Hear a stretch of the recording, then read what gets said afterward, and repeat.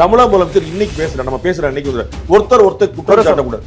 இதுல என்னங்க அதுவே பெரிய தலைமைத்துவம் சார், அதுவே பெரிய தலைமைத்துவம். என்னங்க பெரிய சார் இன்னொருத்தர் குறை சொல்லுங்க, முடிச்சறேன் சார். நீங்க கேளுங்க, கேள்வி கேளுங்க. நான் தான எடுத்தேன், நான் சொல்லிறேன் சார். உனக்கு கிளப்பிக்கிட்டே இருப்பாங்க, அவங்க மேல கேஸ் போடு, விளக்கமே கொடுக்காத.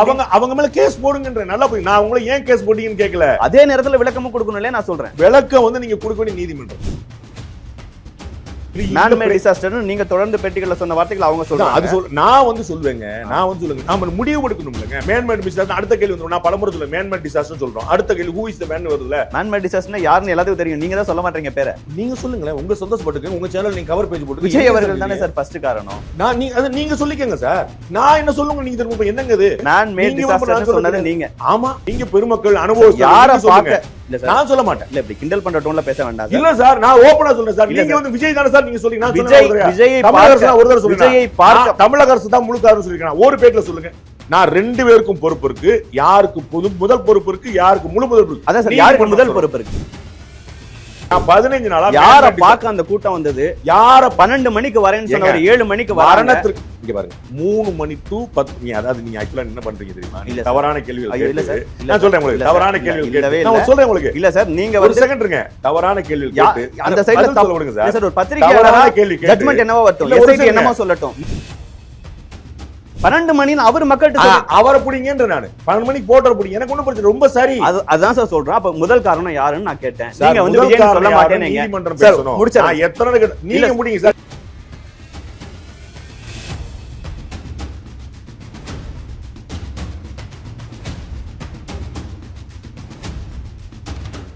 ஆச்சி அதிரசமா விடுங்க, கையில தட்டி சூடான எண்ணெயில பொரிச்சா அதிரசம் ரெடி. வணக்கம், இது தி டிபேட். நான் தினேஷ். சிறப்பு நேர்காணலில் இன்று நம்மோடு இணைந்திருப்பவர் மூத்த பத்திரிகையாளர் திருமிகு ரங்கராஜ் பாண்டே அவர்கள். சார் வணக்கம். வணக்கம். போன வாரம் இதே நாள் தமிழ்நாடு கண்டிராத ஒரு பெரும் துயரம். 41 பேர் சனிக்கிழமை அன்று இரவு விஜய் அவர்களை பார்க்க போனவங்க கூட்ட நெரிசலில் சிக்கி உயிரிழந்தாங்க. ஒரு வாரமாகியும் இப்போ வரைக்கும் விஜய் அவர்களோ இல்லை அந்த கட்சியின் 2ஆம் கட்ட நிர்வாகிகளோ ஈவன் தொண்டர்களாவது போய் பார்த்தாங்களாங்கிறது தெரியல. முதல்ல இந்த இன்சிடென்ட்டு ஒரு வாரம் கழிச்சும் விஜய் சைட்ல இருந்து களத்துக்கு போய் அவங்களோட நிற்கிற அந்த ரியாக்ஷனை செய்யாமல் இருக்கிறத பற்றின உங்கள் பார்க்க. கட்டாயமாக போய் பார்ப்பாங்க, அவங்க அதுக்கு ஏங்குறாங்க. திரு விஜய் அவர்கள் வெளியிட்ட வீடியோலேயே சொல்லியிருக்கிறாரு, நான் வந்து கட்டாயம் உங்களை வந்து பார்ப்பேன், இறந்தவர்கள் குடும்பத்தோடு நிற்பேன், காயம்பட்டவர்கள் சீக்கிரம் குணமாக முயற்சி பண்ணுவேன்னு சொல்லியிருக்கிறாரு. அண்டு நான் அறிஞ்சவரை அவர் வந்து ஒரு 10-15 மாவட்ட செயலாளர்கிட்ட பேசியிருக்கிறாரு, வாட்ஸ்அப் காலில் பேசியிருக்கிறாரு. பேசும்போது அவங்களுக்கு சொல்லியிருக்க ரெடியாக இருங்க, நம்ம அடுத்தடுத்து நகரணும், நம்ம அந்த குடும்பங்களுக்கு துணை இருக்கணும், அதற்கான ஏற்பாடுகளை பண்ணுங்கன்னு சொல்லியிருக்கிறாங்க. என் ஃபஸ்ட் ஹேண்ட் இன்ஃபர்மேஷன் எனக்கு உண்டு. அன்னைக்கே வந்து அவர் வந்து நான் ரீட்டைன் பண்ணுறேன், நான் இங்கே இருக்கிறேன் அப்படின்னு திருச்சி விமான நிலையத்தையும் சென்னை விமானத்தையும் சொல்லியிருக்காரு. இல்லை நம்ம பார்க்கணும் அப்படின்னு சொல்லியிருக்கிறாரு. அவங்க சுற்றி இருந்த எல்லாருமே இன்க்ளூடிங் போலீஸ் ஆஃபீஸர்ஸ், அதாவது 2ஆம் கட்ட நிர்வாகிகள்கிட்டயா இல்லை காவல்துறை நிர்வாகிகள்கிட்ட தான் முதல்ல சொல்லியிருக்கிறாரு. அவங்க வந்து அட்வைஸ் பண்ணி இல்லை இது சரியில்லைன்னு சொல்லிட்டு அவங்க வந்து ஒய் பிரிவு போலீஸ் அதிகாரிகள் வந்து எல்லாருமே வந்து நாட் அட்வைஸ், முதல்ல இங்கேருந்து நீங்கள் கிளம்புங்க அப்படிங்கிறது தான் ஃபஸ்ட்டு விஷயமா இருந்திருக்கு. அதனுடைய தொடர்ச்சி நான் சொன்னது உண்மையா பொய்யாங்கிற நீங்க பாத்தீங்கன்னா, சென்னை வந்த பிறகு அவருடைய வீட்டுக்கு வந்து கூடுதல் போலீஸ் பாதுகாப்பு போடப்பட்டது. உங்களுக்கு புரிஞ்சிருக்கும். சென்னையில கூடுதல் போலீஸ் பாதுகாப்பு போட வேண்டிய அவசியமே இல்லை. அது வந்து அந்த சென்னை சம்பவ இடம் இல்ல, பொதுமக்கள்கிட்ட அவர் மேல ஒரு பெரிய கொதிப்போ இப்போது இல்லை. அந்த மாதிரியான சந்தர்ப்பங்களும் சென்னையில வீட்டுக்கு போட வேண்டிய அவசியம். ஏன்னா அவங்க முதல்ல வந்து நீங்க இங்கேருந்து முதல்ல வெளியே போயிருங்க. ஸோ வந்து எந்த விதமான ஏதோ ஒரு பைத்தியக்காரத்தனை ஒருத்தர் ஏதோ செருப்பு நான் பாத்தீங்களா அந்த கூட்டத்தில் கருவு அது மாதிரி யாரோ ஒரு பைத்தியக்காரத்தனை பண்ணிச்சுன்னா கம்ப்ளீட்டா வேற மாதிரி அது போய் நின்றுவது. ஆதரவா 10 பேர் கிளம்பிடுவான், எதிராக 10. ஸோ முதல்ல அங்கே வந்து நீங்கள் கிளம்பிடுங்க, அப்புறம் நம்ம நிதானமாக செய்வோங்கிறது அவர் சொன்னது.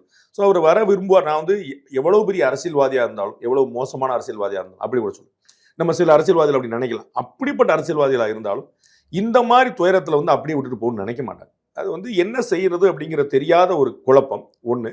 2வது சுற்றி இருக்கிறவருடைய அறிவுரை, அதுதான் அவங்களுக்கு காரணமாக இருக்குது. இப்போ இன்னைக்கு டெவலப்மெண்ட்டுகளை பொறுத்தளவுக்கு அவங்களுக்கு வந்து இப்போ வந்து ஒரு ஜுடிஷியல் ரெமெடி ஒன்று தேவைப்படுது. அவங்களுக்கு வந்து என்ன, அவங்க கட்சியோட பொதுச்செயலாளர் வந்து பல பேர் வந்து ஆன்டிசிபேட்டரி பெயில் கேட்டுருக்காங்க. அந்த வழக்கு வந்து வேணுன்றாங்க, வழக்கு ரத்து பண்ணணும், சிபிஐன்னு பல விஷயங்கள் அவங்க வந்து எல்லா விதமாக அந்த இடத்துல லாக் ஆகி நிற்குது.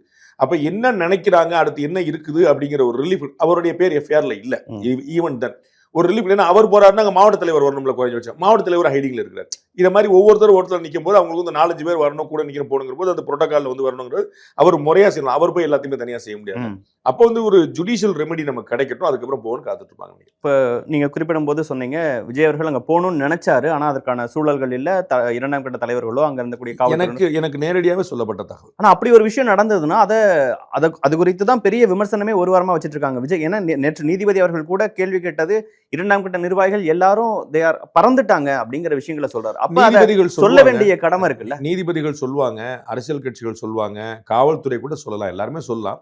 நம்ம வந்து சில விஷயங்களை ப்ராக்டிக்கலாக எமோஷன் ஆகாமல் யோசிக்க வேண்டியிருக்கு. நம்ம வந்து வேற ஒரு சம்பவம் நடந்துச்சு வச்சுக்கலாம், நாளை கழிச்சு அவர் திரும்பி போறாரு, போகும்போது ஒருத்தர் 2 பஞ்சாயத்து திரும்பி முதல்ல வந்து நிற்கணும். ஏற்கனவே சொன்னதான், கள்ளக்குறிச்சிக்கு ஏன் சிஎம் போலங்கிறதோ, மணிப்பூருக்கு ஏன் பிஎம் போகணும், நான் உங்களுக்கு கொஞ்சம் ஞாபகப்படுத்தி பார்த்தீங்கன்னா, நான் மணிப்பூருக்கு பிஎம் போகாதே நான் சொல்லியிருக்கேன், சரின்னு தான். கள்ளக்குறிச்சிக்கு போகாத நான் இப்போ வரைக்கும் கேள்விகளை இந்த கேள்வி வைக்கப்பட்டதான் பதில் கேள்வியா நான் வச்சிருக்கேன். இது மாதிரி வந்து சரிதாங்க, அதில் நீங்க ஏன் போகலன்னு கேட்க முடியாங்க, டெப்டி சிஎம் போனார்லங்க தான் சொல்லியிருக்கேன். ஸோ அந்த கேள்வி நான் எப்பயுமே, அதனால தான் நான் விஜய்க்கும் சொல்றேன். உங்களுக்கு புரியல, நீங்க அவங்களுக்குலாம் வந்து தப்புன்னு சொல்லிட்டு இவர் சரினாரு, அங்கெல்லாம் சரின்னு சொல்லிட்டு இங்க தப்புனார், இந்த பிசினஸ் கிடையாது. நான் வந்து ரொம்ப கான்ஸ்டன்டா எல்லா பிஎம்முக்கும் அதே தான், சிஎம்முக்கும் அதே தான், விஜய்க்கும். அந்த சந்தர்ப்பம் வந்து ரொம்ப எமோஷனலா பீக்கா இருக்கு. அது கொஞ்சம் செட்டில் டவுன் ஆகிற வரைக்கும் அவர் டைம் எடுத்துருக்கு, சரிதான். அதனால அவங்க ஓடி போயிட்டாங்க. என்ன கட்சி மற்றவங்களாம் நம்ம வந்து பாக்குறோம், பிரைம் மினிஸ்டர் நீங்க எல்லாம் விமர்சனம் பண்ணீங்க, நான் பண்ணல. சிஎம் மத்தவங்களாம் விமர்சனம் பண்ணாங்க, நான் பண்ணல. அதே மாதிரி தான் இப்போ வந்து விஜய் விமர்சனம் பண்ண, நான் பண்ணல. அது வந்து ஐ அண்டர்ஸ்டாண்ட் தி சிச்சுவேஷன். இல்ல நான் ஏன் வரலைங்கிற கேள்விக்கு தாண்டி அப்படி இப்படி ஒரு சிச்சுவேஷன் இருக்கு, நான் போகணும்னு நினைக்கிறேன், நான் இப்படி கஷ்டப்படுறேன், எனக்கு வந்து வேணான்னு சொல்லியிருக்காங்க, ஏதாவது ஒரு வார்த்தைகளை. ஏன்னா அவர் திருச்சி விமான நிலையத்துக்கு போகும்போது செய்தியாளர்களே செய்தியாளர்கள் இப்பெல்லாம் 30 பேர் இறந்திருக்கிறாங்க அப்படின்னு கேட்கும்போது செய்தியாளர்கள் பேசும்போது பேசுறது வந்து அட்வைசபிள் இல்ல. எல்லா அரசியல் தலைவரும் ஒரு கட்டத்தை நகர்ந்த பிறகு இப்ப ரொம்ப தெளிவாயிட்டாங்க. தமிழ்நாடு மீடியா அப்படி ஆயிடுச்சு. ஆக்சுவலா அமித்ஷா உள்ள வந்த போது என்னங்க இப்படி கேள்வி வைக்கிறீங்க, ஒவ்வொருத்தரா கேள்வி, நீங்க எல்லாம் பிரஸ் மீட் அட்டன் பண்ணது இல்லையான்னு கேட்கிறேன். இதுதான் நம்முடைய நிலைமையா இருக்கு. நிர்மலா சீதாராமன் வரும்போது கொஞ்சம் வரிசையா கேளுங்க, ஒவ்வொருத்தரா எல்லாருக்கும் ஆன்சர், ஐ வில் ஆன்சர் ஒவ்வொருத்தரா கேளுங்க. இப்படிதான் நம்ம இருக்கு. நம்ம வந்து நீங்க மாநில தலைவரா, அண்ணாமலை மாநில தலைவரா அப்படிங்கிற மாதிரியான கேள்வி. இதை மாதிரி தமிழக முதலமைச்சர் ஸ்டாலின் மற்றவங்க கேட்ட முடியுமா? எடப்பாடி பழனிசாமி அவர்கிட்ட கேட்ட முடியுமா? நீங்க எதிர்க்கட்சி தலைவரா இன்னொருத்தர் தலைவர் கேட்ட முடியுமா? இங்க எப்படி? அப்ப கேள்வி கேட்கறதுக்கு ஒரு முறை இருக்குது, ஒரு என்ன வார்த்தைகள் யார்கிட்ட எப்படிங்கிறது அது இல்ல. இந்த மாதிரி எமோஷனல் பிக்கணும் போது நீங்க தான் கொண்டுட்டீங்கன்னு சொல்றாங்க, எல்லாம் கேட்கலாம். உங்களுக்கு புரியுங்களா? அப்ப நம்ம வந்து அதை ஆன்சர் பண்ணி இல்ல அப்படின்னோ ஆமா அப்படின்னோ என்ன சொன்னாலும் தப்பாகும். சோ பிரஸ் மீட்டுக்கு பதில் சொல்லுங்கிற நான் வருத்தப்படவே இல்லை. நரேந்திர மோடி சொல்லல, மன்மோகன் சிங் சொல்லல, ஜெயலலிதா சொல்லல, எல்லாருமே அவர்களுக்கு எப்பப்ப வேணுமோ அப்பப்பதான் அவங்க எல்லாம் பிரஸ் மீட் கொடுத்தாங்களே தவிர நாம எப்பப்பெல்லாம் கேட்டோமோ அப்ப பிரஸ் மீட் கொடுக்கல. அதை நான் புரிஞ்சுக்கிறேன். ஏன்னா நம்ம ரேஞ்ச் அந்த மாதிரி தான் இருக்கு. நாம அப்படிதான் கேள்விகளை கேட்கணும். விமர்சனத்துக்கும் நம்ம உட்பட்ட நமக்கு வந்து ஒரு பொது வெளியில எமோஷன் பீக்கா இருக்கும்போது நமக்கும் ஒரு ரெஸ்பான்சிபிலிட்டி இருக்குங்கிற புரிஞ்சுக்கணும். நம்ம வந்து பாத்தீங்கன்னா யார் மேல குற்றம் சொல்றவங்க, பேசுற சூழல் யார் மேல குற்றம் சொல்றவங்க ஒரு அளவுக்கு பொதுமக்கள் மேலேயும் சொல்றாங்க. புரியுங்களா? அந்த குழந்தைய கூட்டு போவீங்களாங்க, அந்த பையனை கூட்டு போவீங்களாங்க, அந்த சின்ன பிள்ளை போனுமாங்க, அப்படி போகணுமாங்க லேடிஸ் அப்படின்னு அதுவும் ஒரு விமர்சனம். அப்ப ஏங்க இறந்து போனவங்களே குற்றம் சொல்லிக்கலாங்கிற கேள்வி எழுப்பல இல்ல. அப்ப அந்த சுய விமர்சனம் அதை பாக்குறேன். நம்ம பத்திரிகையாளர்களா நாமளும் பொறுப்பா நடந்துக்கலாம். அப்ப பிரஸ் மீட் ஏன் கொடுக்கலாம் நம்ம கேட்க முடியாது. அப்ப அவர்கள் வந்து என்ன சொல்ல நினைக்கிறாங்க அந்த வீடியோல சொல்லிடுறாங்க, அவ்வளவுதான். அப்ப வந்து வீடியோ வந்து ஒரு 2 நாள் 3 நாள் டைம் எடுத்து அவர் கிடைக்கிற இன்புட்ஸ் எல்லாம் பார்த்துட்டு அதற்கு அன்னைக்கே ஒரு ட்வீட் போட்டாரு. அதற்கு பிறகு வந்து 20 லட்சம் ரூபாய் நிவாரணம் வச்சு 2வது ட்வீட் போட்டாரு. 3வது வீடியோ வெளியிட்டார். இது வந்து சரியா தான் பயணிக்கிறார் நான் நினைக்கிறேன். சார், அவர் போகலைங்கிற விஷயங்களுக்கு நீங்க சொல்ற காரணங்கள்லாம் கூட ஏதோ ஒரு வகையில ஏத்துக்கிறாங்க. ஈவன் முதல் நாள்ல சீமான் அவர்கள், திருமாவளவன் அவர்கள் கூட அவருடைய வழியை புரிஞ்சுக்கன்னு எடப்பாடி பழனிசாமி அவர்கள் எல்லாருமே சொன்னாங்க. ஆனா நான் கரூருக்கு போனேன் சார். அந்த ஹாஸ்பிட்டல்ல அந்த கொடியை போட்டுக்கிட்டோ இல்ல வந்து தாவேகா தொண்டர்கள்னு சொல்லிட்டோ ஒருத்தர் கூட அங்க நிக்கல. சரிதான். ஏன்னா வந்து அசம்பாவிதம் தவிர்க்கணுங்க. யாராவது ஒருத்தர் வந்து நீங்க பார்த்திருப்பீங்க, கடலூர் பக்கத்துலயோ விழுப்புரம் பக்கத்துலயோ திமுக காரங்க தமிழக மாணவர் சங்கம் போஸ்டர் ஓட்டுறாங்கன்னு தாவேகா காரங்க சண்டை போடுறாங்க. இவங்க திமுக காரங்கன்னு அவங்க சொல்ல, அவங்க தாவேகா காரங்க இவங்க அடிக்கிறன்னு தள்ளுமுள்ளாச்சு போலீஸ் வந்து தடுக்க வந்துச்சு. இந்த மாதிரி அசம்பாவிதம் நடக்கலாம். ஒருத்தர் தாவேகான்னு சொல்ல, நான் வந்து குழந்தையோட மாமா அப்படின்னு ஒருத்தர் வந்து சண்டைக்கு வர, 40 பேர் செத்து இருக்கும் போது இப்படிலாம் பண்ணுவாங்கன்னு நினைக்கிறீங்களா? நான் நடந்துச்சு, நான் அதுதான் உங்களுக்கு உதாரணம் சொல்லிட்டு சொன்னேன். நடந்துச்சு, நான் சும்மா சொல்ல. யாராவது ஒருத்தர் போஸ்ட் வந்து விஜயை கைது செய்ய அப்படின்னு தமிழக மாணவர் சங்கம் போற, நீங்க யார் பண்ண அவங்க சண்டை போட்டா நீங்க டிஎம்கே காரங்க சொல்றாங்க. நான் இல்லங்க நாங்க மாணவர் எங்க பதிவு பண்ணிருக்கேன்னு கேட்கிறேன். இந்த அசம்பாவிதங்கள் தவிர்க்கணும். இது வந்து வெளியூர்ல எங்கேயோ ஊர்ல, கரூர்ல ஒருத்தர் வந்து அந்த கொடியை போட்டுனாருன்னா யாரோ ஒருத்தர் எமோஷன் ஆக மாட்டாரு. உண்மையிலேயே ஆகலாம் சார். 40 பேர் இறந்திருக்கும் செந்தில் பாலாஜி அவர்களும் எம்ஆர்வி அவர்களும் ஒரே ஹாஸ்பிட்டல்ல நின்று அந்த தொண்டர்களுக்கும் பாதிக்கப்பட்டவங்களுக்கும் துணையா நிற்கும் போது தாவேகாவினர் எந்த கட்சியின் தலைவரை பார்க்க வந்தாங்களோ அவங்க யாருமே நிக்கலையே. அந்த இடத்துல அந்த நேரத்துல நின்று இருந்தாங்கன்னா அந்த காப்பாத்தணுங்கிறத தாண்டி இப்படி சண்டை போட்டிருப்பாங்கன்னு நினைக்கிறீங்களா? எம்ஆர் விஜயபாஸ்கர் அதிமுகவை சேர்ந்தவர். அவருக்கு 2 தரப்புலையுமே சம்பந்தம் இல்லை. எய்தர் பார்ட்டியில அவர் சம்பந்தம் இல்லை. அதனால அவர் வர்றாரு. திரு செந்தில் பாலாஜி அவருடைய இன்ஃப்ளூயன்ஸ் நமக்கெல்லாம் தெரியும். நம்ம குழந்தைகள் கிடையாது. நம்ம வந்து செந்தில் பாலாஜி போனாரே அப்படின்னு நம்ம சொல்ல வேண்டியதில்லை. அவருடைய இன்ஃப்ளூயன்ஸ் உலகத்துக்கு தெரிஞ்ச விஷயம். அதனால அங்க வந்து அவருக்கு ஒரு அசம்பாவிதம் சொல்ல முடியும். எம்எல்ஏ ஒரு அந்த ஊர்ல ஒரு நம்ம அவருடைய இன்ஃப்ளூயன்ஸ் நமக்கு தெரியும். அதனால நம்ம வந்து அதை இன்ஃப்ளூயன்ஸ் சொல்ற வார்த்தையே கரெக்டா ஏன் அதனால அவரை வந்து டக்குனு ஒருத்தர் தொட்டுறதுல சாத்தியம் இல்ல. கரூருக்குள்ள அவரை தொடுறங்கிறது சுலபமா சாத்தியம் இல்லை. அதனால அங்க ஒருத்தர் பிரச்சனை பண்ணிடுவாரோ அப்படிங்கிற அமைதியாகத்தான் அவரை கடக்க முடியுமே தவிர ஒருத்தர் எதிர்க்க முடியாது. கண்ணூடா பார்த்திருக்கோம். திருச்சி சிவா ஒரு ஸ்பீச் கொடுத்தார். அப்ப அண்ணன் செந்தில் அந்த வீடியோ நீங்க பாத்தீங்கன்னா உங்களுக்கு தெரியும். நான் பார்த்தேன், டிபேட்லயே போட்டு எத்தனை சாரி அவர் சொன்னார் நீங்க கவனிக்கணும். அதுதான் நான் சொல்ல வந்த point. Tiruchi Siva senior most politician, parliamentarian, புரியுங்களா? அவர் வந்து சாரி நீங்க சாரி எத்தனை சாரி சொன்னான்னு பார்க்கணும். அதற்கு முன்னாடி அவர் என்ன வார்த்தை பயன்படுத்துறாரு? நான் தான் சொல்ல வரேன், திரு செந்தில் பாலாஜியை கரூர்ல சுலபமா நீங்க வந்து கடந்து போயிட முடியாது. அதனால நான் சொல்றேன், அவர் அதனால அவரை நீங்க தொட முடியாது, அசம்பாவிதம் அவருக்கு நடக்காதுங்கிறக்கா சொல்ல வரேன். ஆனா தாவேக்காரங்க போய் நின்னாங்க அப்படின்னா அவங்களுடைய அடையாளம் தெரிஞ்சதுன்னு நானே யாரோ திட்டமிட்டு சதி பண்ணுவாங்கலாம் சொல்லல. நான் உங்களுக்கு பயன்படுத்துற வார்த்தை, அந்த குழந்தையோட தாய் மாமானே ஒருத்தர் சண்டை போடலாம்ன்றேன். அது எமோஷனல் பீக் பண்ணி விட்டலாம். எப்படி நீங்க சண்டை போடக்கூடாதுன்னு சொல்ல முடியும்? உங்க தலைவர் எங்கப்பா எங்க போச்சு, என் புள்ள போச்சு. தாவேக்கா காரங்களே நாங்க பேட்டி எல்லாம் போட்டிருக்கோம். கட்சிக்காரங்களே நீங்க இப்ப நாங்க விஜய் பாக்குறதுக்கு நான் வந்தோம், ஸ்டாலினை பார்க்க வந்து இப்படி 40 பிரிச்சு யாராவது தருவாங்களா அப்படின்னு கேக்குறாங்க. அவங்களும் அந்த கூட்டத்துக்கு அதை ஃபேஸ் பண்றது தானே கரெக்ட்டுங்க. இப்ப புசி ஆனந்த் அவர்களோ இல்ல கட்சியின் வந்து நாங்க கட்டுப்பாட்டோட இருக்கோம், புசி ஆனந்த் அவர்கள் சொன்னா கட்சியே கேட்கும்னா அவங்க யாராவது ஒருத்தங்க போய் நிர்வாகிகள், முக்கியமான நிர்வாகிகள் அங்க நின்றுந்தா ஈவன் சண்டை போட்டாலும் அழுதாலும் சட்டையை ஃபேஸ் பண்றதுதானே ஒரு தலைவர். அதெல்லாம் நம்மளா சொல்லிக்கலாம். சினிமால நல்லா இருக்கும், நிஜத்துல நல்லா இருக்காது. அதுக்கு தான் நான் சொன்னேன் மணிப்பூர்ல ஏன் பிரதமர் டிராவல் பண்ணல அன்னைக்கு. நான் விஜய் அவர்கள் கேட்கல. அதான் இல்ல நான் எல்லாமே தான். அதுக்கு பிறகு நான் மணிப்பூர் சிஎம் போனார்ல, முதலமைச்சர் ஏன் போலன்னு நான் கேட்கிறேன். அதுதான் நான் உங்களுக்கு கள்ளக்குறிச்சி உதயநிதி அவர்கள் போனார்ல, அந்த மாதிரி நான் புசி ஆனந்த் அவர்களாவது போயிருக்க வேண்டாம். என்ன மணிப்பூர்ல நம்ம வந்து எதிர்க்கட்சிகள் எல்லாம் பாஜகவை சொன்னாலும், கள்ளக்குறிச்சியில தமிழக அரசின் தோல்வின்னு எதிர்க்கட்சிகள் எல்லாம் சொன்னாலும் அதுல நேரடி தொடர்பு அவர்களுக்கு கிடையாது. அதாவது முதலமைச்சர் சொல்லி அங்க யாரும் சாராயங்காய்ச்சல, புரியுங்களா? அதனால நேரடி. ஆனா இங்க இவரை பார்க்க வந்ததுக்கான கூட்டம். அப்ப வந்து குற்றச்சாட்டை இன்னைக்கு அரசு தரப்புல நினைக்கிறது, அவர் லேட்டா வந்தாரு, முன்னாடியே போனாரு, லைட்டா பண்ணாரு, டான்ஸ் பண்ணாம அவங்க மேல ஒரு அரசு தரப்புல தெளிவா ஐஏஎஸ் அதிகாரி அத்தனை பேருக்கு வந்து அவ்வளவு விளக்கம் சொல்றாங்க, அவர் மேல சொல்றாங்க.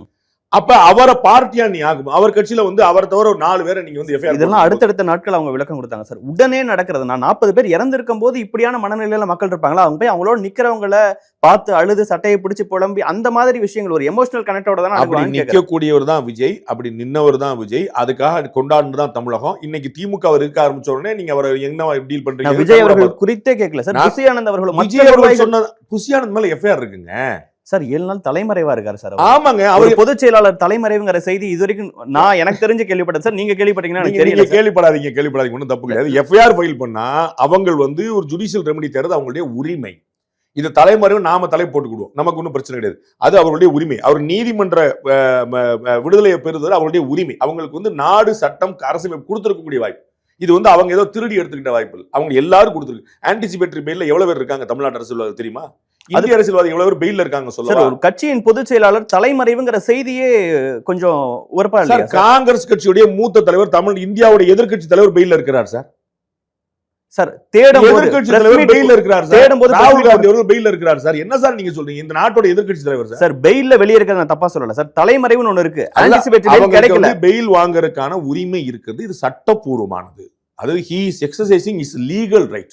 அவ்வளவுதான். இல்ல இப்படியான ஒரு செய்தி போணும் நீங்க ஆசைப்படலாம். இல்ல சார், அவர் ஆசைப்படுறாரு. ஜெயிலுக்கு அவர் சட்டப்படி கிடைக்கக்கூடிய உரிமைப்படி அவர் முன்ஜாமீன் வாங்கட்டும், அதெல்லாம் ரைட். அது கிடைக்காத போது தலைமறைவு வெளியே எங்கேயுமே அட்ரஸ் கிடைக்கிற வரைக்கும் வெயிட் பண்றது நீங்க புரிஞ்சுக்கலாம். எப்படி புரிஞ்சுக்கலாம்ல? இதில் தலைமறைவு இருக்கு. நாம சொல்லிட்டு இருக்கோம். எங்க இருக்கு திரு அசோக் அவர்கள், தனிப்படைகள் அமைச்சிருக்காங்க. செந்தில் பாலாஜியோட சகோதரர் அசோக் அவர்கள் 1.5 வருஷமா இருந்தாரு. கேட்டீங்கல்ல, நீங்க கேட்டீங்க, நான் கேட்டேன், எல்லாரும் கேட்டோம். தலைமறைவுன்னு வரலாமா? 1.5 வருஷமா அவர் வெளிநாட்டுல இருந்தாரா?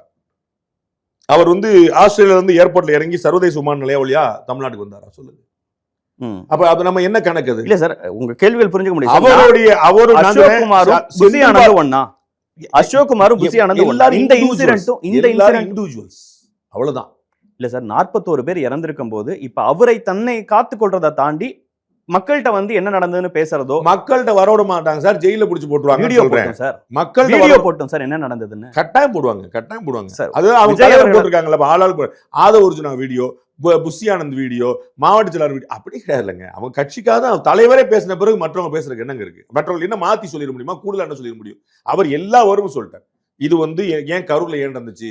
முதலமைச்சர் சார், நீங்க என்ன பாத்துக்கங்க, என் தொண்டர்களை விட்டுருங்க, மக்களுக்கு எல்லா உண்மையும் தெரியும். அரசியல் இல்லையா சார்? இந்த வீடியோவே அரசியல் அடுத்து பேசுவோம். அப்ப அவர் வந்து ஒரு என்னென்ன சொல்லணுமோ அத்தனையும் சொல்லிட்டாரு.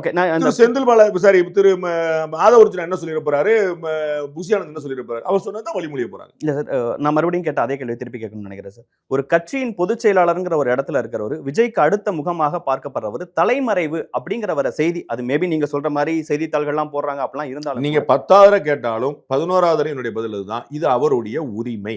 காவல்துறை அவருடைய உரிமையா? ஆமாம், லீகல் ரைட்டை எக்ஸிக்யூட் பண்றது அவருடைய உரிமை.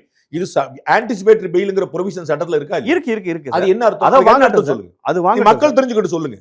முன்ஜாமீன் சிறைக்கு போகாம இருக்கிறதுக்கு அப்படி ஒரு எஃப்ஐஆர்ல பதிவு யார் பண்ணிருக்கா? சட்டத்துல இருக்கா? இவரே வச்சிருக்காரா? விஜய் வெற்றி கழகம், தமிழக வெற்றி கழகத்துடைய தலைமறை.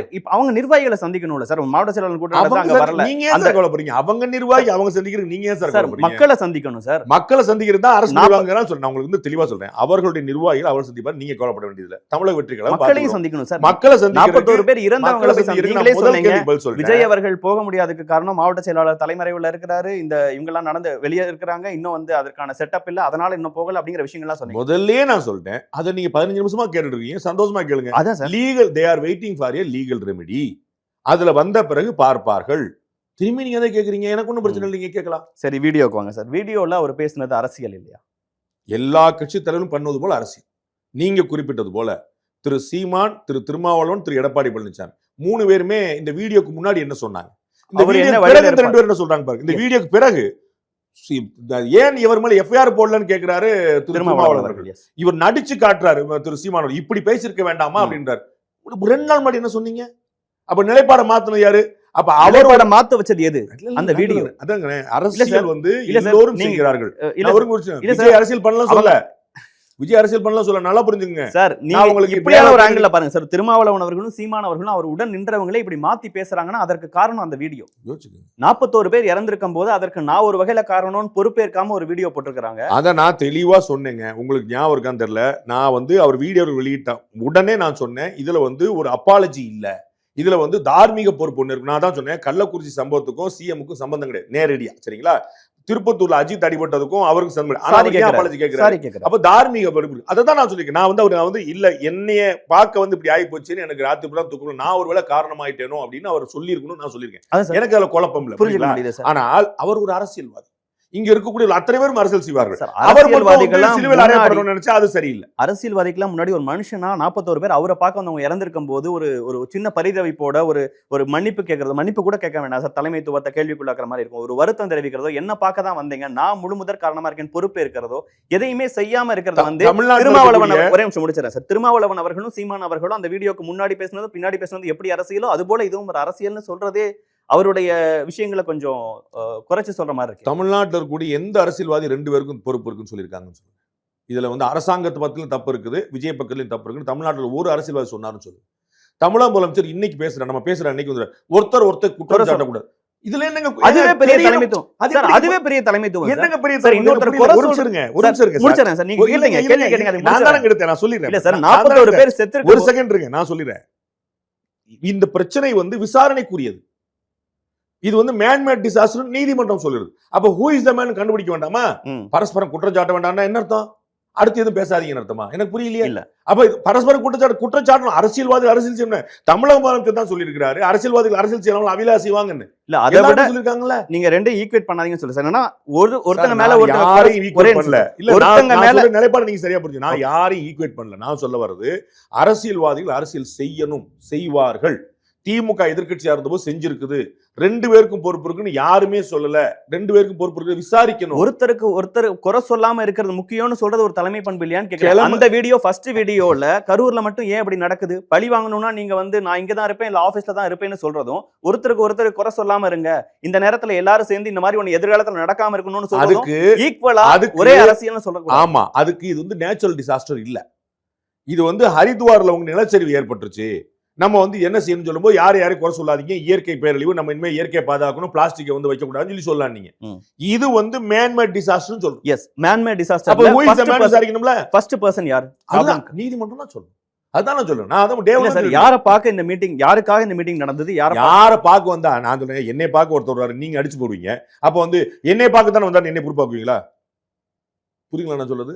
அதுதான் விசாரிக்கணும். நீங்க அடிச்சு போடுறதுன்னு சொல்றது வந்து ஆமா, தெரியும். வேற ஒரு விஷயம். அதுதான் அவர் சொல்றாரு. அவங்க என்ன சொல்றாங்க, எல்லாருக்கும் உண்மை தெரியும் சொல்றாங்க. அதுதான் சொல்ல 2 பார்ட்டி இருக்கு. அதாவது அரசாங்கம் ஒரு பார்ட்டி அவர் மேல குற்றச்சாட்டு வைக்கிறார். உண்மைதானே? சரிங்க, நீங்க அது- சொன்ன அது வார்த்தை விஜய் உங்களை ஒரு பார்க்க party. வர ஒருத்தர் விஜய் அடிச்சு ஒரு party. போறாங்கன்னா, உங்களை பார்க்க வர ஒருத்தங்களை அடிச்சு போடுறாங்கன்னு நீங்க சொன்ன வார்த்தையை வச்சாலும் உங்களுக்கு ஒரு வருத்தம் இருக்கணும். என்ன பார்க்க வந்த ஒருத்தனை அடிச்சு போட்டாங்களேன்னு ஒரு வருத்தம். ஆமாங்க, நான் சொல்லிட்டேங்க. அவர் அப்பாலஜெட்டிக்கலா இல்ல சார், நீங்க முதல்லயே ரெண்டையும் ஈக்குவேட் சொன்னேங்க. பண்றீங்களே சார். இல்லங்க, நான் முதல்லயே சொல்லிட்டேங்க. இதை யாரு நீங்க இந்த கேள்வி வைக்கிறதுக்கு முன்னாடி, இந்த கேள்வி நீங்க வைக்கிறதுக்கு முன்னாடி நான் வந்து தனியா இன்னொரு சேனல்ல ரொம்ப தெளிவா சொல்லிருக்கேன். அவர்ட்ட அப்பாலஜியே இல்லன்னு சொல்லியிருக்கேங்க. ஓகே. அதை நான் மறுக்கல. நான் சொல்வது எல்லோருக்கும் அப்படிதான் இருக்கு. அரசியல்வாதிகளா எல்லோரும் இருக்கிறார். அவரும் அரசியல்வாதி. இல்ல, ஒருத்தங்க குறை சொல்லக்கூடாதுன்னு சொல்ற அரசியலும் இதையும் நீங்க ஈக்குவலா ஒருத்தங்க குறை சொல்லக்கூடாதுன்னே சொல்லக்கூடாது. முதலமைச்சர் குற்றவாளிகளை தண்டிப்போம்னு சொல்லணும். 40 பேர் இறந்திருக்கும் போது அதை தானே சார் சொல்லணும். முதலமைச்சர் முதல்ல வதந்தி பரப்பாதீங்கன்னு சொல்லணும். இல்லங்க, அடுத்தவங்க குறை சொல்லாதீங்க, ஆணையம் போட்டாங்க, அதெல்லாம் அமைதியா வந்து இருங்கன்னு சொல்லணும். அதான் பாருங்க, வதந்தி பரப்பாதீங்கன்னு கலவரத்தின் போது சொல்லணும். நான் பாருங்க, நான் வந்து சம்பந்தமான பொய்யான தகவல்கள் வதந்தி பரப்பும் போதும் சொல்லணும். அது இல்ல, அதுக்கு வதந்தி பரப்பாதீங்கன்னு கலவரத்தின் போது சொல்லணும். இங்க தேவை மீட்பு, நிவாரணம், விசாரணை. மீட்பு அன்னைக்கு ராத்திரியே முடிஞ்சு போச்சு. சார், ஒரே நிமிஷம். நிவாரணம் மறுநாள் முடிஞ்சு போச்சு. ஒரே இப்ப தேவை விசாரணை. சும்மா இருக்கிற என்ன தேவைப்படும் போது யாரையும் குற்றம் சொல்லாதீங்க. சும்மா இருக்கிற என்ன பார்த்து அவன் தான் கொன்னுட்டான், அவன் தான் ஏதோ பண்ணிருக்கான், அவன் தான் கத்தியை வச்சு கிழிச்சிட்டான், அவன் தான் செருப்பை தூக்கி வீசிருக்கான், அவன் தான் கெட்ட வார்த்தை போட்டான், அவன் 100 பேரை டீமுக்குள்ள விட்டான் அப்படின்னு என்ன வேணாலும் பரப்பலாம். நம்ம இந்த நேரத்துல வந்து இந்த அந்த வதந்தி நேரத்துல பரப்புவர்கள் மீது நடவடிக்கை எடுத்து அததான் வதந்தி பரப்பாதீங்கன்னு சொன்னாரு. இல்ல, அத முதல்ல சொல்லக்கூடாதுன்னா நீங்க இப்ப சொன்னீங்க. நான் சொல்ல வந்தது கலவரம் நடக்குங்கிறது வதந்தி வேற. சரிங்களா? அது வந்து ட்ரிகர் பண்ணும். இங்க எதுவும் ட்ரிகர் ஆகல. நான் புரியுதுங்களா சார்? நீங்க நம்ம கவர்மெண்ட்டுக்கு எதிராக அப்படி ஒரு ப்ரொபகண்டா நடந்துட்டு இருந்தது சார். எதுவும் ட்ரிகர் ஆகலைங்கறீங்க. கவர்மெண்ட்டுக்கு எதிரான நீங்க தொடர்ந்து சோஷியல் மீடியாவை பாக்குறவர் எதுவும் ட்ரிகர் ஆகலைங்கற வார்த்தையை நீங்க ஏத்துக்கிறீங்களா? ஆமா. ஏன்னா நம்ம வந்து இந்த இரு பிரிவினருக்கு இடையே வன்முறை தூண்டுதல்னு ஒரு செக்ஷன் வச்சிருக்காங்க. அதுல நம்ம என்ன நீதிமன்றங்கள் என்ன சொல்லி கடைசி வரைக்கும் விடுதலை பண்றாங்க, நிறைய அதுல குற்றம் சாட்டப்பட்டவர்கள் எவ்வளவு பேர் தண்டிக்கப்பட்டிருக்காங்க நீங்க பார்க்கணும். அப்ப பிராக்டிகலா யோசிக்கணும். நான் வந்து எமோஷனலா நினைக்கிறேன். யாராவது உங்களுக்கு வந்து பிடிச்சி உள்ள வைக்கணும், இங்க வச்சுக்கிறது வேற விஷயம். ஆனா அதுல வந்து ஏதாவது எமோஷனல் ட்ரிகர் ஆகும். அதுதான் நான் சொன்னேன், கலவரம் வேற இங்க வேற நான் சொல்ல வரேன். இந்த இடத்துல தேவை வந்து ஒரு கலவரம் இல்ல. இந்த இடத்துல மீட்பு முடிஞ்சிருச்சு, இந்த இடத்துல நிவாரணம் கொடுத்தாச்சு, இந்த இடத்துல இப்ப அடுத்து தேவை விசாரணை தேவைப்படும் போது ஒருத்தர் குற்றச்சாட்டுகள் வந்தாதானே சார். ஏன் அதை சொல்றாரு? குற்றம் சாட்டிட்டே இருக்காங்க ஒருத்தர் நோக்கி. ஆமா, விசாரிக்கணும்ல. 4 பாயிண்ட் அடுக்குனாதானே சார் தெரியும். விசாரிக்க ஒரே மத்திய அரசு மாநில அரசுக்கு கல்வி நிதி ஒதுக்கல சொல்லிக்கிட்டே தான் இருந்தாங்க. சொல்லிக்கிட்டே இருந்தா தானே ஒரு சைடு உண்மையா இன்னொரு சைடு உண்மையா. இல்ல சார், அரசுக்கு எதிராக அப்ப இவ்வளவு வதந்திகளை இவ்வளவு அவதூறுகளை பரப்புனது தப்புன்னு நீங்க ஒத்துக்கிறீங்களா? அரசு ஒரு பார்ட்டியா இருக்கும்போது நீங்க அதை வதந்தி மட்டும் முடிக்க முடியாது. நல்லா புரிஞ்சுக்கணும். நீங்க அரசு ஒரு செகண்ட் பேஜ் சார், நான் அவங்களை கேள்வி கேட்கிறேன் சார். நீங்க இந்த கேள்வி வச்சனால பதில் வைக்கிறேன். இல்ல சார், ஒரு நிமிஷம் இருங்க. சென்ட்ரல் கவர்மெண்ட் வதந்தி வரக்கூடாது, வீடியோ போடக்கூடாது. ஒரு செகண்ட். ஒரு சென்ட்ரல் கவர்மெண்ட் ஸ்டேட் கவர்மெண்ட் வந்து சென்ட்ரல் கவர்மெண்ட் திட்டுது, எங்களுக்கு வந்து கல்வி நிதி ஒதுக்கல. இப்ப சென்ட்ரல் கவர்மெண்ட் வதந்தியை பரப்புறாங்க, தமிழ்நாடு அரசு நடவடிக்கை எடுத்தா சரியா இருக்குமா? விளக்கம் கொடுக்கணும். அதுதான் 2 பேரும் பார்ட்டியா இருக்கும் செல்லாதுங்க. தமிழ்நாடு இந்த இடத்துல தமிழ்நாடு அரசு ரொம்ப அழகா கேட்டீங்க. சென்ட்ரல் கவர்மெண்ட் பணத்தை கொடுக்காத போது பணத்தை கொடுக்கலன்னு ஸ்டேட் கவர்மெண்ட் சொன்னா அது வதந்தி இல்ல, அது உண்மை. ஆனா பணத்தை கொடுத்ததுக்கு அப்புறமா ஸ்டேட் கவர்மெண்ட் பணத்தை கொடுக்கலன்னு சொல்லிட்டே இருந்தா உடனடியா 4 IAS ஆபீசர் வச்சு பிரஸ் மீட் வச்சு நாங்க கொடுத்துட்டோம், ரிலீஸ் பண்ணிட்டோம் வீடியோ போடுவீங்கல்ல, வீடியோ போடுவாங்கல்ல, அதுதான் வந்து இப்ப ஸ்டேட் கவர்மெண்ட் செஞ்ச விஷயம் இல்ல. அது நீதிமன்ற விசாரணைக்கு பிறகு. சரிங்களா? இந்த கொடுக்கல் வாங்கல் பணம் டெலிவரி ஆயிடுச்சுன்னு வந்துடும். இந்த இடத்துல யாருக்கு நான் சொல்றேன், 2 கூட்டம் தான். தமிழக அரசு இப்ப திரு செந்தில் பாலாஜி பேட்டி கொடுத்தாரா இல்லையா? ஏன் கொடுத்தீங்க? அவரை நோக்கி நிறைய வதந்திகளை கிளப்புனாங்க. அதைத்தான் நான் சொல்ல வரேன். அப்ப செந்தில் பாலாஜி அவர்கள் அரசுக்கு விளக்கம் கொடுக்கலாம், அமுதா ஐஏஎஸ் அவர்கள் அரசுக்கு விளக்கம் கொடுக்கலாம், ஏடிஜிபி அரசுக்கு விளக்கம் கொடுக்கலாம். விஜய் தரப்புல யாரும் கொடுத்துடக்கூடாது. எனக்கு புரியல, ஏன் கொடுக்கலன்னு தான் கேட்டுட்டு இருக்கேன் சார். இல்லங்க விஜய் சார், ஒரே நிமிஷம். தமிழக முதலமைச்சர் சொன்னது தமிழக முதலமைச்சர் யாரும் குற்றச்சாட்டு சொல்லக்கூடாதுன்னு சொன்னால, அதுக்கு தான் நான் சொல்றேன். பரஸ்பரம் வாத யாரும் குற்றச்சாட்டு சொல்லக்கூடாதுன்னு அவர் சொல்லல, யாரும் வதந்தியை பரப்பாதீங்கன்னு சொன்னாங்க. 2 வித்தியாசம் இருக்கு. அந்த வீடியோ நீங்க பார்க்கல, பாத்துங்க. யாரும் வதந்தியை பரப்பாதீங்க, அவதூற பரப்பாதீங்க. நீங்க பார்க்கல. இன்னைக்கு நம்ம பேசிட்டு இருக்கும்போது உள்ள வீடியோ நான் சொல்றேன். நீங்க அவர் ட்வீட் எடுத்து பாருங்க. இன்னைக்கு நம்ம பேசி ஒருவரை நோக்கி ஒருவர் குற்றம் சாட்டாதீங்க என்ன அர்த்தம் சார்? அது இந்த நேரத்துல வதந்தியை பரப்பாம இருங்க. தேவையில்லாம இன்னொரு விஷயங்கள் சார். வதந்தி என்டையர்லி டிஃபரண்ட் கேம். ஃபர்ஸ்ட் நாளே போட்ட வீடியோ சார், அந்த வீடியோ தான் நான் கேட்டேன். நீங்க வந்து அப்ப அந்த வீடியோ வதந்தியில பொருந்தாது. அந்த வீடியோ ஒரு குற்றச்சாட்டு. அவர் வந்து யாரையும் நேரடியா சொல்ல, சட்லா ஒரு அரசியல் பண்ணிருக்காரு. புரியுங்களா? இப்பயும் தமிழக முதலமைச்சர் செஞ்சாரனோ, செந்தில் பாலாஜி செஞ்சாரனோ, திமுக நடந்துச்சுனோ சொல்லல. அவர் வந்து இதுல சந்தேகங்கள் இருக்குங்கிறத பதிவு பண்றாரு, மறைமுகமான வார்த்தைகள். அது ஒரு சார்ஜ். அது விசாரிக்கப்பட வேண்டியது நீதிமன்றத்துக்கு போக வேண்டியிருக்கு. தமிழக அரசு தரப்புல இவங்க அமுதா ஐஏஎஸ் தலைமையில அத்தனை பேரும் சேர்ந்து அவ்வளவு டீட்டெயில் கொடுத்தாங்க. அது வந்து இன்டைரக்டான சார்ஜ். அவங்க நேரடியா குற்றம் சாட்டல. ஆனா அதுல வந்து நமக்கு என்ன தெரியுது, அவர் லேட்டா வந்தாரு. அதே திரு செந்தில் பாலாஜி விளக்கம் கொடுத்தாரு. அப்ப நீங்க ஒரு சைட மட்டுமே நீங்க சொல்றீங்க சார், இன்னொரு சைடு 2 சைடு சொல்லிட்டு இருக்கீங்க சார். ஒரு சைடு தான் சொல்றீங்க. ஏன் ஒரு குற்றம் சாட்டினாருன்னு சொன்னேன். இல்ல இல்ல, ஏன் அமுதா ஐஏஎஸ் அவர்கள் ஏன் அமுதா ஐஏஎஸ் குற்றம் ஒரு சைடு சொல்றேன். ஏன் அமுதா ஐஏஎஸ் அவர்கள் பிரஸ் மீட் வைக்கணும்? ஏன் அதான் நான் கேக்குறேன். விசாரணை ஆணையம் இருக்குது, ஏன் வைக்கணும் தான் நானும் நானும் ஏன்னா அவ்வளவு வதந்தி பரவுது. ஏன்னா செந்தில் பாலாஜி தான் எல்லாத்தையும் பண்ணாருங்கிற மாதிரி சித்தரிச்சிட்டு இருக்காங்க. வதந்திக்கு நீங்க புடிச்சு உள்ள வைக்கிறது செப்பரேட் கேஸ். உங்களுக்கு புரியுங்களா? ஒருத்தர் வதந்தி பரப்புறாரு, அப்ப அதுக்கு அவர் வந்து பதில் சொல்லணும். திரு மாரிதாஸ் வந்து இன்னைக்கு வந்து கூட்டு போனாங்க, அவர் வந்து திருப்பி விட்டாங்கன்னு வச்சுக்கோங்க, மாரிதாஸ் அவர்கிட்ட கூட்டு விசாரிக்கிறார். இது செப்பரேட் கேஸ். அது எந்த கேஸ் பத்தி சொல்லுங்க, அதற்கும் இந்த வழக்குக்கும் சம்பந்தம் இல்லை. நல்லா புரிஞ்சுங்களா? இந்த வழக்கை பற்றி ஒரு கருத்து, இது தனி எஃப்ஐஆர். அதை நீங்க பேசும்போது அதாவது நீங்க வந்து 25 பேர்ல 35 பேர் நீங்க அரெஸ்ட் பண்ணிக்கங்க, விடுதலை பண்ணுங்க, அது செப்பரேட் கேஸ். நான் இந்த வழக்குல தமிழக முதலமைச்சர் எவ்வளவு அழகா பதில் சொன்னாரு. அன்னைக்கு 24 ராத்திரி என்ன கேட்டேன்னு சொன்னாங்க, நீங்க ஆணையம் போட்டுருக்கும். ஆணையம் போட்டுக்கணும். அப்ப ஆணையம் போட்டுக்கணும் சொன்ன இன்னைக்கு பாருங்க, எஸ்ஐடி வந்து கோர்ட் போட்டிருக்கு. ஆனா எஸ்ஐடி சரியா விஷயம் தமிழக முதலமைச்சர் சொல்றாரு, இது தமிழக அரசு ஆணையம் மாதிரி. தமிழக அரசு ஆணையம் இல்ல, இது நீதிமன்றம் நியமித்த ஆணையம். அப்ப தமிழக அரசு வந்து நாங்க சரியா விசாரிப்போம் சொல்றாரு. On behalf of that SIT CM எப்படி பேசுறாரு எனக்கு ஒன்றும் புரியல. On behalf of SIT court, அது கோர்ட்டோட எஸ்ஐடி, சிஎம் எப்படி பேசுறாரு. ரெண்டாவது, நான் ஆணையம் தான் எல்லா விஷயத்தையும் தமிழக முதலமைச்சரே சொல்லிட்டாரு, ஹையஸ்ட் அத்தாரிட்டி. அவர் சொன்ன பிறகு இந்த பார்ட்டினா இருக்கு, நீங்க ஐஎஸ் ஆஃபீஸர்ஸ் கூட சொன்னீங்க. அப்ப is it not influencing the commission? ஏன் பண்ணாங்கன்னு சொல்ல மாட்டீங்களா சார்? இல்ல சார், நீங்க ஒரு விஷயத்தை சொல்றீங்க, கேள்வி கேக்குறீங்க. ஏன் அமுதா ஐஎஸ் அவர்கள் விளக்கம் கொடுக்குறாங்க, ஏன் செந்தில் பாலாஜி அவர்கள் உங்க கேள்வி எப்படி இருக்கு பாருங்க. இந்த பக்கம் விஜய் கேட்கும்போது ஏன் அவர் பேசல அப்படின்னு, இவர் வந்து ஏன் அவங்க பேச முடியாத நிலைமை ஏற்பட்டுச்சு. இல்ல சார், ஒட்டுமொத்தமா நீங்க சொன்ன மாதிரி ஒரு 4 பேர் போட்ட ட்வீட்னால ஒட்டுமொத்தமா ஒரு சொசைட்டில இருக்கக்கூடியவங்க எல்லாருமே வந்து ஏதோ நடந்திருக்கோ அப்படிங்கிற ஒரு பார்வை இருக்கறனால அரசுக்கு எதிராக ஒவ்வொருத்தர் பேசுகிற வார்த்தைக்கு அவரவர் போட வேண்டியது. ஒவ்வொருத்தர் பேசுகிற வார்த்தைக்கு அவரவர் அவங்க பதில் சொல்லணும். அது தனி எஃப்ஐஆர். சம்பவத்துக்கு யார் பொறுப்புன்னு கேள்வி. நீ இந்த பக்கம் திருப்பிட்டு போய் சம்பவத்தை விட்டுறாதீங்க. 41 பேர் உயிருக்கு நீதி கிடைக்கும். நம்ம அதை பேசுவோம்ன்ற. நீங்க ட்வீட் பண்ணி நான் பேசவே இல்லையே. நான் எந்த ட்வீட் பண்றது சார், வதந்தி பரப்புனது தப்பு, அப்படி பரப்ப கூடாதுங்கிறது இல்ல. அதனால வதந்தி பரப்புறத பத்தி நான் பேசல சார். ஒருவர் குற்றஞ்சாட்டு கூட நான் பேசிட்டு இருக்கேன் சார். நீங்க என்ன சார் திரும்ப சார், நீங்க ஏற்கனவே ஒரு விஷயம் சொன்னீங்க சார், வதந்தி பரப்புன்னு வீடியோ. அது கலவரத்துக்கு நான் திரும்ப சொல்றேன். வதந்தியை பரப்ப நீங்க போனை ஆஃப் பண்ணி வச்சிருப்பாங்களா இல்லையா, ஜாமர் போட்டு வைக்கிறாங்களா இல்லையா, அது வதந்தி பரவக்கூடாதுங்கிறக்காக. ஏன்னா அங்க வந்து வேற ஒரு விஷயம் வெடிக்கும். இங்க அப்படி ஒரு விஷயம் ட்ரிகர் ஆகல. எந்த அரசாங்கத்துக்கு எதிராக மக்கள்கிட்ட கொதிப்பு வரல, விஜய்க்கு எதிராக மக்கள் நிதானமா என்னடா நடந்துருச்சுங்கிற சோகத்துல உட்கார்ந்துருக்காங்க. அப்ப 2 பார்ட்டிக்குள்ள பிரச்சனை, டிவிக்கே தமிழ்நாடு கவர்மெண்ட். இதை வந்து யாருன்னு நீதிமன்றம் பேசணும், அல்ல விசாரணை ஆணையம் பேசணும். விசாரணை ஆணையம் சொல்லி ஒன்னும் ஆக போறதுக்கு நம்ம பல முறை பார்த்துட்டோம். இப்ப நீதிமன்றம் சொல்லணும். அப்ப நீதிமன்றம் சொல்றதுக்கு முன்னாடி ஏன் வழக்கம் சொல்றீங்க? அதை நீங்க நீதிமன்றத்தில் சொல்லிருக்கணும். விளக்கமே சொல்லக்கூடாதுங்கிறீங்களா? அப்ப நான் என்ன திரும்ப சார், நீங்க அப்ப தமிழக முதலமைச்சர் ஏன் சார் அப்படி சொன்னாரு? தமிழக முதலமைச்சர் சார், நாங்க வந்து ஜெயலலிதா விசாரணை ஆணையம் வச்சிருக்கோம், நாங்க சொல்லுவோம், அவர் சொன்னாரு. அதான் சார், இவ்வளவு வதந்திகள் பரப்பி அரசுக்கு எதிராக அரசு தான் ஒரு விஷயத்தை செஞ்ச மாதிரி, இல்ல வந்து ஏதோ ஒரு தனி மனிதர் தான் அந்த ஊரோட திமுக பிரமுகர் தான் செஞ்ச மாதிரி. 11ஆவது முறை நான் திரும்ப சொல்றேன், அது செப்பரேட் கேஸ். அவங்க மேல அவங்க பதில் சொல்லணும் சார். உனக்கு கிளப்பிக்கிட்டே இருப்பாங்க, அவங்க மேல அவருக்கு விளக்கமே கொடுக்காத, அவங்க மேல கேஸ் போடுங்கன்ற. நல்லா போய் நான் உங்களை ஏன் கேஸ் போட்டீங்கன்னு கேட்கல. அதே நேரத்துல விளக்கமும் கொடுக்கணும் இல்லையா? நான் சொல்றேன், விளக்கம் வந்து நீங்க கொடுக்க வேண்டிய நீதிமன்றத்துல, அதை நாங்க செய்தியா போட்டுக்கிறோம். இப்படி போடுறவங்க எல்லாம் போய் ஆணையத்திட்டே சொல்லுங்க, யாரும் சோசியல் மீடியால போஸ்ட் போடாதீங்க. இல்லங்க, சோசியல் மீடியா நீங்க சோசியல் மீடியாவை எப்படி டீல் பண்றீங்கன்னு உலகத்துக்கு தெரியுங்க. அதுல வந்து நான் ஒண்ணு புதுசா சோசியல் மீடியா நீங்க டீல் பண்ணிக்கங்க, எனக்கு அதுல ஒன்றும் பிரச்சனை இல்லை. அது வந்து செப்பரேட் கேஸ்ன்ற. அது ஒரு நாள் தமிழ்நாட்டுல ஜனநாயகம் இருக்குதா இல்லையான்னு தனி விவாதம். அதுல நான் 41 உயிர்களுக்கான நியாயம். அப்ப அதுல நீங்க என்ன சொன்னீங்க? ஆணையம் விசாரிக்கும். Absolutely right. அப்சல்யூட் ஆணையம் விசாரிக்கும் சொல்லிட்டு இந்த பக்கம் விஜய் ஏன் பேச மாட்டாருன்னு கேக்குறீங்க. அந்த பக்கம் விஜய் ஏன் போக மாட்டான்னு நான் கேட்டேன். விஜய் ஏன் போக மாட்டாரு? அவங்க சைடுல விளக்கம் கொடுக்க மாட்டாங்கன்னு நீங்க சொன்னீங்க. நீங்க பாத்துக்கங்க. அதே மாதிரி இவங்க விளக்கம் கொடுக்க நேரம் நிர்பந்தம் இயந்திரமா ஏற்பட்டுச்சு அப்படின்றீங்க. இவ்வளவுதான். அந்த நானும் நிறைய விஷயங்கள் பேசணும்னு நினைக்கிறேன் சார். அதோட நிக்க வேணாம்னு நினைக்கிறேன் சார். அந்த வீடியோலயே இல்ல அடுத்த நாள் ட்வீட்ல ஒரு சொன்ன மாதிரி 20 லட்சம் ரூபாய் பணம், இப்போ வரைக்கும் அந்த பணத்தை கூட அவங்க போய் கொடுக்கல. யாராவது ஒரு வழியா அதெல்லாம் போய் சேர்ந்துருங்க. அதெல்லாம் ஒரு மேட்டர் இல்லைங்க. நம்ம அப்பெல்லாம் கவலைப்பட்டு நம்ம வந்து அவரை டிஃபேம் பண்ண ட்ரை பண்ண வேண்டாம். அது வந்து அவர் வந்து எந்த சம்பந்தமும் இல்லாத அனிதாவுடைய மரணமோ, தூத்துக்குடி துயர சம்பவமோ, இப்ப அஜித்துடைய மரணமோ, எல்லா துயரங்கள்லயுமே அவர் பங்கெடுத்திருக்கிறார். தனி நடிகராகவே அவர் போய் பங்கெடுத்திருக்கிறாரு. அதையும் சத்தம் காட்டாம ராத்திரி நேரத்துல போய் செஞ்சிருக்கிறாரு. அவர் செய்வார், அது ஒன்றும் குழப்பம் இல்லை. அது அவர் தான் வாலண்டியர் பண்ணிருக்கிறாரு. அதனால வந்து கொடுத்த காசு எங்க போச்சு, செக்கா கொடுத்தீங்களா, டிடியா கொடுத்தீங்களா, அதெல்லாம் நம்ம வந்து தேவை. அது வந்து அவர் செய்வார். ஒரு செல்போன்ல போய் பேசுறத கூட இது வரைக்கும் செய்யல சார். நான் போகும்போது அந்த பாதிக்கப்பட்டவங்க சொல்றது டிவிகே சைட்ல இருந்து ஒருத்தங்க போன்ல கூட என்கிட்ட பேசல அப்படிங்கிறாங்க. எனக்கு ஒரு பெரிய நம்பிக்கை இருக்கு. திரு விஜய் அவர்கள் வந்து அந்த 41 குடும்பமும் மற்ற அத்தனை பெருமக்களும் வந்து ஆறுதல் அடைவடியான விஷயத்தை செய்வார். எனக்கு அதுல எந்த குழப்பமும் இல்லை. அப்படிப்பட்ட ஒரு யாருக்குமே இருக்கு. எதிர்காலத்துல செய்வாங்க.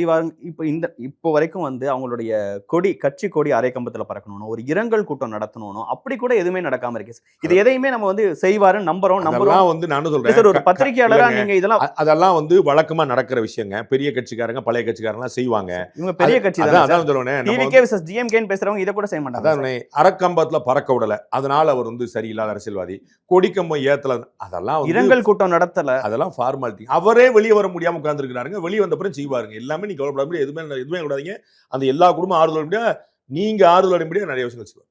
இப்ப நேற்று நீதிமன்றத்துல நீதிபதி சொன்ன கருத்துகள் ஒரு பெரிய விவாதமா விஜய் அவர்களுக்கு எதிராக அவர் கண்டனமே தெரிவிச்சு அவருடைய தீர்ப்பிலேயே சொல்லியிருக்கிறாரு. விஜய் அவர்களுக்கு கண்டனம் உண்டு, தலைமை பண்பே இல்லை அப்படிங்கிற வார்த்தைகளை சொல்லியிருக்கிறாரு. அப்படிங்கிற விஷயங்களா இருக்கட்டும், எல்லாரும் இந்த இடத்த விட்டு ஓடிட்டாங்க அப்படிங்கிறதா இருக்கட்டும், அந்த பஸ் மேல வந்து ஹிட் அண்ட் ரன் கேஸ போடலையா அப்படிங்கிறதா இருக்கட்டும், இப்படி தொடர்ந்து பல கேள்விகளை விஜய் அவரோட செயல்பாடு நோக்கி பஸ் மேல கேஸ் போடலையாங்கிறது அதற்கு முன்னாடி நடந்த விபத்தை பத்தி சொல்லியிருக்காங்கன்னு நினைக்கிறேன். அதுக்கும் இதுக்கும் சொல்ல வாய்ப்பு இல்லைன்னு நினைக்கிறேன். அதுக்கு முன்னாடி வந்து ஒரு நம்ம பார்த்தோம் வீடியோ, வண்டி போகும்போது உள்ள பைக் வந்து கீழே வந்து போயிருக்கிறோம். அப்படி வந்து அதை பத்தி வருவாங்க. அதுல ஏதாவது கம்ப்ளைண்ட் இருந்திருக்கணும். கம்ப்ளைண்ட் இல்லாம ஒரு கேஸ் போட முடியாது நாமளா. உங்களுக்கு தெரிஞ்சிருக்கும்னு நினைக்கிறேன். இந்த கேஸ்ல இந்த 40 இருந்ததுல போலீஸ் இன்ஸ்பெக்டர் தான். அது எப்படி நடக்க முடியும் எனக்கு தெரியல. அந்த வக்கீல் எழுப்புறாரு, எனக்கு நான் தான் கம்ப்ளைண்டன், நான் தான் ஐஓ, அப்படி ஒண்ணு இருக்க முடியுமான்னு எனக்கு தெரியல. காவல்துறையுடைய பாதுகாப்பு பத்தலன்னு பல கட்சிகள் அங்க சொல்லியிருக்காங்க. அங்க அதிமுக அந்த குற்றச்சாட்டை வச்சிருக்கு, பாஜக அந்த குற்றச்சாட்டை வச்சிருக்குது. போலீஸுக்கும் டிவிக்கும் அண்டர்லைன் கனெக்ஷனா அப்படின்னு திருமாவளவனே கேட்கிறாரு. அப்படி போலீஸே அங்க ஒரு பார்ட்டியா கூட்டணி கட்சியை சேர்க்கும் போது அவரே எப்படி ஐஓவா இருப்பாரு, அவரே எப்படி கம்ப்ளைண்ட் எடுப்பாரு எனக்கு தெரியல. அது இருக்கட்டும். அவங்க நீதியரசர் சொன்னது வந்து இந்த அதற்கு முன்னாடி நடந்த சம்பவம். இந்த சம்பவம் வந்து ஒரு துயரம், இதுல பஸ்ஸுக்கு தொடர்படுத்த முடியாது. அதற்கு முன்னாடி வந்து போனா நம்ம ஒரு வீடியோ பாக்குறோம், அதே ஊருக்கு வர்ற வழியில வந்து பைக்கு கீழே வந்து ஒடிஞ்சு போறாரு. அது வந்திருக்காரு, கேஷுவாலிட்டி எதுவும் ஆன மாதிரி தெரியல, ஏதோ காய மாதிரி தான் நான் கேள்விப்படுறேன். அதுல யாரும் கம்ப்ளைண்ட் பண்ணலாம் போது கம்ப்ளைண்ட் வராத போது நம்ம எப்படி சோமோட்டவா இருக்க முடியுமா எனக்கு தெரியல. ஒண்ணு, இந்த ஒரு விஷயம் தவிர இந்த விஷயத்திலே வழக்கு போடுறதுக்கான முகாந்திரம் ஏதாவது இருக்கான்னு எனக்கு தெரியல. மற்ற விஷயங்கள் எல்லாமே நீதிமன்றம் சொல்லுது, அதெல்லாம் அதீதம் நினைக்கிறேன், அதெல்லாம் எக்ஸஸ் நினைக்கிறேன். பட் நீதிமன்றம் நியாயம் இருக்கிறதா பாக்கலையா? அதான் தலைமை பண்பு பத்திலாம் ஒரு ஆளை ஒரு விஷயத்தை தீர்மானிக்கணும். ஒவ்வொரு தலைவரும் விமர்சிக்கலாம். தலைமை பண்பு இல்லாம தலைவர்கள் செயல்பட்டதா ஒவ்வொரு தலைவருக்கும் சொல்லலாம், ஒவ்வொரு தலைவருக்கும் சொல்லலாம். அது வந்து அது நம்ம நீதிமன்றங்களுடைய வழியில கேஸ், அவ்வளவுதான். நான் இந்த நேரத்துல இவருக்கு தலைமை பண்பு இருக்கா இல்லையா, பிரேயர் இல்ல, அது பிரேயர் இல்ல, அது ப்ளீ இல்ல, அது வந்து சப்ஜெக்ட் இல்ல. அப்போ வந்து நீதிமன்றங்கள் சொல்ல பல வார்த்தைகள்லாம் இந்த மாதிரியான விஷயங்கள் வருது. அங்க தேவையில்லை. நம்ம வந்து அவங்க செஞ்ச சரியான சிபிஐ விசாரணை வேணுமா வேண்டாம், பெயில் வேணும், கொடுக்க முடியுமா முடியாதா, இதுக்கு வந்து ஒரு எஸ்ஓபி போடணும், அவ்வளவுதான். அந்த இடத்துல சரி, நம்ம நாளைக்கெல்லாம் ஸ்டாண்டர்ட் ஆபரேஷன் ப்ரொசீஜர் இருக்கு. எல்லாரும் சேர்ந்து புதுசாக பண்றாங்க, எனக்கு ஒன்றும் புரியல. எக்ஸிக்யூட் பண்ணாதான் பிரச்சனை. எக்ஸிக்யூட் பண்ண அது எத்தனை மணிக்கு வரணும், எத்தனை மணிக்கு போகணும், என்ன வந்துடும், எவ்வளவு எல்லாமே சொல்லப்பட்டிருக்கு. ஒரு உள்ளரங்க கூட்டம் நடத்துறதுக்கு நீங்க பெர்மிஷன் கேளுங்க, உங்களுக்கு சொல்லுவாங்க. மைக் வலிக்க கூடாது, கூம்பு வைக்க கூடாது, எல்லாமே இருக்குது. அது ஏன்பா எக்ஸிக்யூட் பண்ணலான்னு கேட்காம புதுசா வரையறங்க திரும்பி முதல்ல இருந்து ஆரம்பிக்கிறாங்க. ஓகே, ஆரம்பிச்சு போட்டு டிவில பார்க்கும்போது எனக்கே ஒரு கோவம் வந்ததுன்னு அவர் சொல்ற கருத்துக்கள்ல நீதிமன்றங்கள் கோவப்படக்கூடாது. எனக்கே கோவம் வருதுங்க. நீதிமன்றங்கள் உணர்ச்சிப்படக்கூடாதுங்க. நீதிபதிக்கே நான் அறிவுரை எல்லாம் பண்ணங்கள, நீதிமன்றங்களுக்கு உணர்ச்சி கிடையாதுங்க. எமோஷனலா டீல் பண்ண முடியுமா நீதிமன்றங்கள்? நீங்க சொல்லுங்க. நான் இங்க கோவம் ஆயிட்டேன், இங்க சந்தோஷம் ஆயிட்டேன், இவர் என் சொந்தக்காரர், இவர் எதிரி, என்னுடைய வேற ஜாதி, அப்படி பண்ண முடியுமா?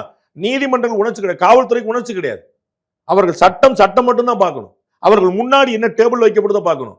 சார், நம்ம இவரு மும்பை அட்டாக்ல வந்து யாரு பண்ணான்னு எல்லாருக்கும் தெரியும் சார்.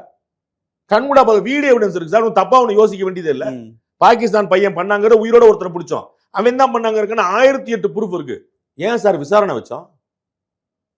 அவருடைய ஏஜ் ஏன் சார் பார்த்தோம்? மைனரா மேஜரான்னு பார்த்தோம் சார். ஏன் சார் பார்த்தோம்? நல்லா தெரிஞ்ச விஷயத்துக்கு, வீடியோ ஃபுட்டேஜ் இருக்கிற விஷயத்துக்கு, அதான் சார் சட்டம். அங்க எமோஷன் நீதிபதி நானே பார்த்து, நீதிபதி சாட்சியாக முடியாது. நானே பார்த்திருந்தாலும் நீங்க சொல்லுங்க தான் கேட்கணும். நான் பார்த்துட்டு ஜட்ஜ்மெண்ட் எழுத முடியுமா? அப்ப காவல்துறையை தேவையில்லையே. இல்ல, நீங்க எமோஷன்ஸா அணுக கூடாதுன்னு சொல்ற ஒரு விஷயம், நான் கோவப்பட்டேன் நியாயம் சொல்ல முடியாது. What kind of party is திஸ்னு கேள்வி கேட்கிறாரு. அதெல்லாம் அவங்களுடைய உரிமைங்க. நீதிமன்றம் என்னென்ன சொல்லணும் சொல்ல முடியாது, நம்ம சொல்ல முடியாதுங்க.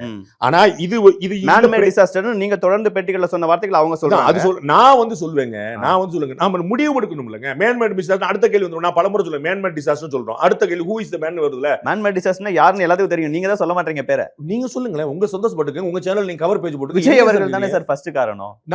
நீங்க சொல்லிக்கங்க சார், நான் என்ன சொல்லுங்க, நீங்க திரும்ப என்னங்க இது? இல்ல, நான் என் சேனல் பேரை மாத்தி நான் என் சேனல் பேரை மாத்திக்கிறேன், நீங்க உங்க பேரை மாத்திக்கிறீங்க. மேன்மேட் டிசாஸ்டர் சொன்னது நான் சொல்றதுக்கு, மேன்மேட் டிசாஸ்டர் சொன்னது நீங்க. ஆமா, ஹூ இஸ் தி மேன்ங்கற பொறுமை எனக்கு இருக்கு.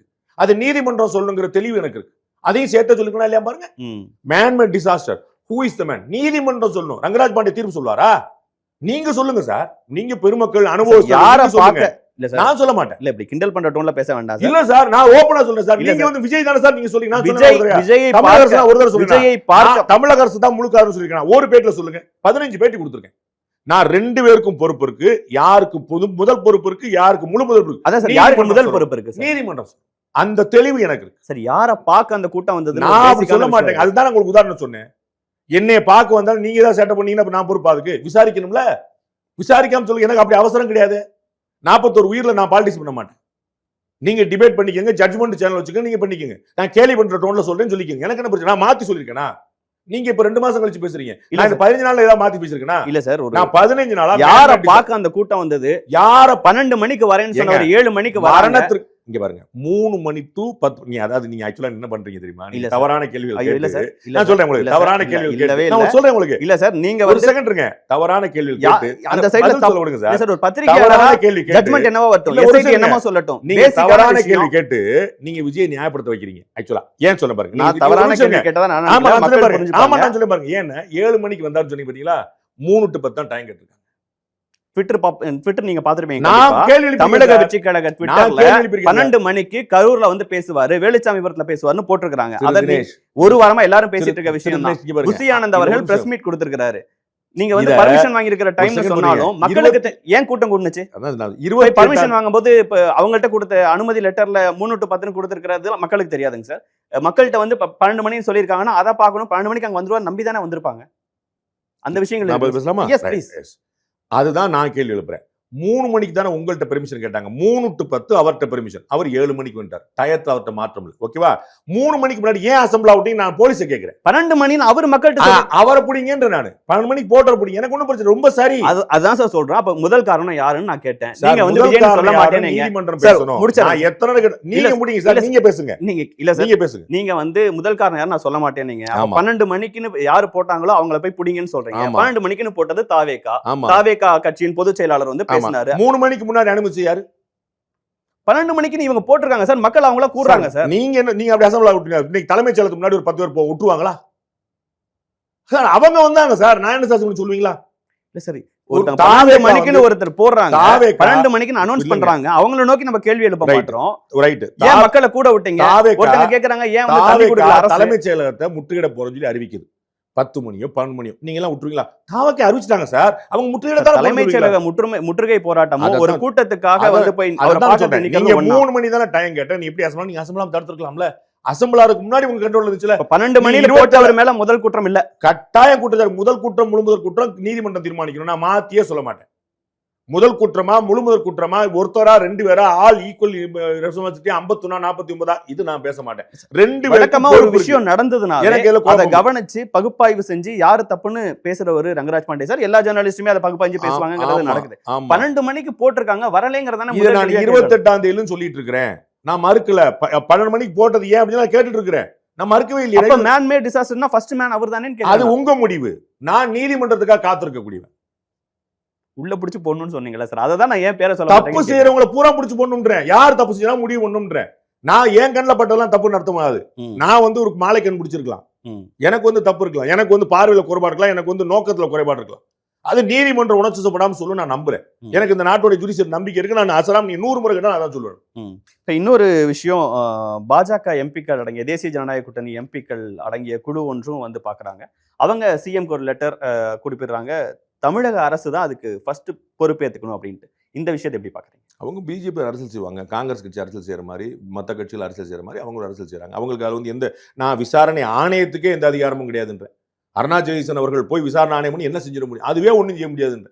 அப்புறம் பிஜேபி குழு என்ன செஞ்சிட போகுது? அவரும் ஒரு பாலிடிக்ஸ் பண்றாங்க. நமக்கு ஒரு சந்தர்ப்பம் முதல் முறையா தமிழ்நாட்டில் ஒரு இஷ்யூ பிஜேபி சம்பந்தப்படாம நடந்திருக்கு. இந்த விஷயத்துல பாலிடிக்ஸ் பண்றது சரியா? எல்லாரும் பாலிடிக்ஸ் பண்றாங்க. 41 பேர் செத்து இருக்கும் போது எல்லாரும் பாலிடிக்ஸ் பண்றாங்க. எல்லா அரசியல் தலைவரும் பாலிடிக்ஸ் பண்றாங்க. அவங்களும் பண்ணுவாங்க. எல்லா அரசியலும் பாலிடிக்ஸ் பண்றாங்க. சீமான் அவர்கள் முதல்ல ஏன் சொன்னாரு, அப்புறம் ஏன் சொன்னாரு? வீடியோ பாக்குறாரு. ஆமா, வீடியோ மனவலி இல்லாம பேசுறாரு. அதுலயே ஒரு அரசியல் பேசுறாரு. ஒரு அரசியல் தலைவருக்கு கோவம் வரும். விஜய் பாலிடிக்ஸ் பண்றாரு. எல்லாரும் பாலிடிக்ஸ் பண்றாங்க. திருமாவளவன் அவர்கள் ஃபர்ஸ்ட் நாள் வந்து சப்போர்ட் பண்ணவர், அடுத்து ஹஸ்கி வாய்ஸ்ல இப்படி நடிச்சு பேசுறாரு அப்படிங்கறதோட உடனே கேள்வி கேக்குறாரு. ஆமா, இன்னும் ஏன் எஃப்ஐஆர் அவர் பேரை பதிவு பண்ணலன்னு கேக்குறாரு. ஏன் முதல்ல எஃப்ஐஆர் பதிவு பண்ண தெரியாதா? நான் கேட்டேங்க இந்த கேள்வி. இந்த ஹஸ்கி வாய்ஸ் வரதுக்கு முன்னாடி நான் கேட்டேன். திரு ஆதவர்ஜுனா பேரும் திரு விஜய் பேரும் மட்டுமே. நீங்க கேட்டீங்களே விஜய் சொல்லுவீங்களா? ஏன் அந்த பேர்ல நான் கேட்டிருக்கேன். 28ஆம் தேதி கேட்டிருக்கேன். என்னுடைய கேள்வி எல்லாமே 28, 29 முடிஞ்சு. 28ஆம் தேதி கேட்டதுக்கான காரணம் என்ன? 28ஆம் தேதி கேட்டதுக்கான காரணம் என்ன சார்? அவர் ஒரு பெரிய ரெஸ்பான்சிபிள் எடுக்க வேண்டிய அவங்களுக்கு ரெஸ்பான்சிபிலிட்டி இருக்குது. நான் ஈக்குவல் ரெஸ்பான்சிபிலிட்டி நான் சொல்லிக்கிட்டே வர்றேன். தமிழ்நாடு காவல்துறை செய்ய தவறியது என்ன, தாவேகா செய்ய தவறியது என்ன, நீதிமன்றம் விசாரிக்கணும். நான் சொல்லிக்கிட்டே வரேன். நான் 28ல சொல்லிட்டு இருக்கேன், 27 அன்னையில சொல்லிட்டு இருக்கேன். இல்ல 12 கேள்விகளை இந்த குழுவோட சேர்ந்து போன நயினா நாகேந்திரன் அவர்கள் தன்னுடைய எக்ஸ்ல பக்கத்துல குறிப்பிட்டிருக்காரு. 12 கேள்விகளுமே தமிழக அரசு நோக்கி. அவர் அதானுங்க கேட்பாரு. அவர் யாரை நோக்கி கேட்பாரு? எனக்கு ஒன்றும் புரியல. அவர் வந்து ஐநாவை கேட்கணுமா, மத்திய அரசு கேட்கணுமா? விஜய் அவர்களை கேட்கணும். நீங்க கேளுங்க சார், நீங்க கேளுங்க. இல்ல நான் கேட்கிறேன். 12 கேள்வி ஐநாவை பாப்பாங்க. நான் கேட்கிறேன். 1.5 மணி நேரம் பேசியிருக்காரு தினேஷ். ஒரு கேள்வியா தமிழரசு எடுத்துக்கிட்டு இருக்காரா? சார், நீங்க விஜய் அவர்களை சப்போர்ட் பண்ணியோ? நான் விஜய் அவர்களை சப்போர்ட் பண்ண ஒரு வார்த்தை சொல்லுங்க, ஒரு வார்த்தை சொல்லுங்க. நான் சொன்னேன் 27ஆம் தேதி நைட்ல நான் லைவ் கொடுத்துட்டு இருக்கேன். 27 ராத்திரி 12:45 ட்ரெயின் நான் கரூர் போய் ஒரு வாரம் 45 வீடியோ போட்டிருக்கேன் சார். அந்த சம்பவம் தொடர்பா அதுல 10 வீடியோ அரசுக்கு எதிராக அரசு நோக்கி கேள்வி. நீங்க அரசுக்கு ஆதரவா வார்த்தை பயன்படுத்துனீங்கல்ல. நான் வந்து விஜய் ஏன் பயன்படுத்தினேன்? நீங்க அரசுக்கு சார்பா பேசுறீங்கன்னு சொன்னீங்க. நீங்க ஒரு கேள்வி கேட்டிருக்கீங்களான்னு கேட்டேன். நீங்க கேட்டிருக்கீங்கன்னு சொல்லுங்க. நீங்க சொல்லுங்க அரசு கேட்டிருக்கேன்னு. தினேஷ் சொல்லட்டும். அரசுக்கு நான் கேள்வி 10 கேள்வி தெரியும் சார். நான் 10 பதில் சொல்லுங்க. வீடியோ அரசுக்கு ஏன்ட்ட பேசுங்க. கூடுதல் பொறுப்பு இருக்குன்னா சார் 2 பேரும் சொல்றேன். நான் என்ன சொல்றேன், 2 பேருக்கும் பொறுப்புன்றேன். அதாவது தாவேகாக்கு பொறுப்பு இருக்குன்னு சொல்லக்கூடிய தினேஷ் பொறுப்பு நான் விஜய்க்கு இருக்குன்னு அதான் சொல்றேன். அது தாவேகாக்கு பொறுப்பு நான் சொல்றேன். விஜய் தான் முழு முதல் பொறுப்பு நான் சொல்லல. விஜய்க்கு முதல் பொறுப்பு இருக்குன்னு சொல்லக்கூடிய தினேஷ் நடுநிலையாளர். 2 பேருக்கும் பொறுப்புன்னு சொல்லி நான் பாரபட்சமாளர். சந்தோஷம். உங்களுடைய ஜட்மெண்ட் நான் வரவேற்கிறேன். நான் ஏன் கொலை பண்ணணும்? ஏன்னா அவங்க வந்து ஏதோ நடந்திருக்குன்னு வீடியோல பேசுறவரு கோர்ட்ல போய் பேசும்போது அந்த விஷயங்கள் எதுவுமே வரலையே. அடுத்த வரும். இப்ப பெயிலுக்கு போட கேஸ் போலங்க. இப்ப சிபிஐ விசாரணை வந்து நிராகரிக்கப்பட்டுருச்சு. பெயில் வந்து ஓடிட்டு இருக்குது. அவங்க வந்து எஸ்ஓபி ஓடிட்டு இருக்கு. எந்த கேஸுமே முடிவுக்கு வரல. ஏன் வச்சு எந்த கேஸுமே தீர்ப்பாகல. அது ஓடிட்டு இருக்கும். போய் எல்லா விஷயம் கொண்டு நாளைக்கு தானே எல்லாம் முதல் நாளே முடிச்சிட மாட்டாங்க. ஆர்கியூமெண்ட்ல இருக்கு, விட்னஸ்ல இருக்கு, எவிடன்ஸ்ல இருக்கு, இப்ப டாக்குமெண்ட்ஸ்ல இருக்கு. 150 விஷயங்கள் இருக்கு. சொல்லலன்னா கேட்கணும் கட்டாயமா. ஏமா அங்க வீடியோல போட்டீங்களா ஏன் காட்டலாம் கேட்கணும். அவர் வழக்கறிஞர் சொல்ற வீடியோ போறதுக்கு முதல் நாளே வழக்கறிஞர் எங்கள்ட்ட எல்லா ஆதாரங்களும் இருக்குன்னு சொல்லியிருக்காரு. சொன்னீங்களா ஏன் காட்டலாம் கேட்கணும். வழக்கறிஞர் சொல்லியிருக்காரு. மதுரை உயர்நீதிமன்ற வழக்கறிஞர் சொல்லியிருக்காரு. என் ஆதாரம் சென்னை உயர் வழக்கு சொல்லியிருக்காரு. தரவோடு நாங்க நிரூபிப்போம் சொல்லியிருக்காரு. நிரூபிக்கணும். ஓகே, பாஜக இதுல ஒரு அரசியல் செய்யுதுன்னு சொன்னீங்க. என்ன அரசியல் செய்யறாங்க? எல்லாரும் செய்வது போல ஒரு அதே அரசியல் செய்யறாங்க.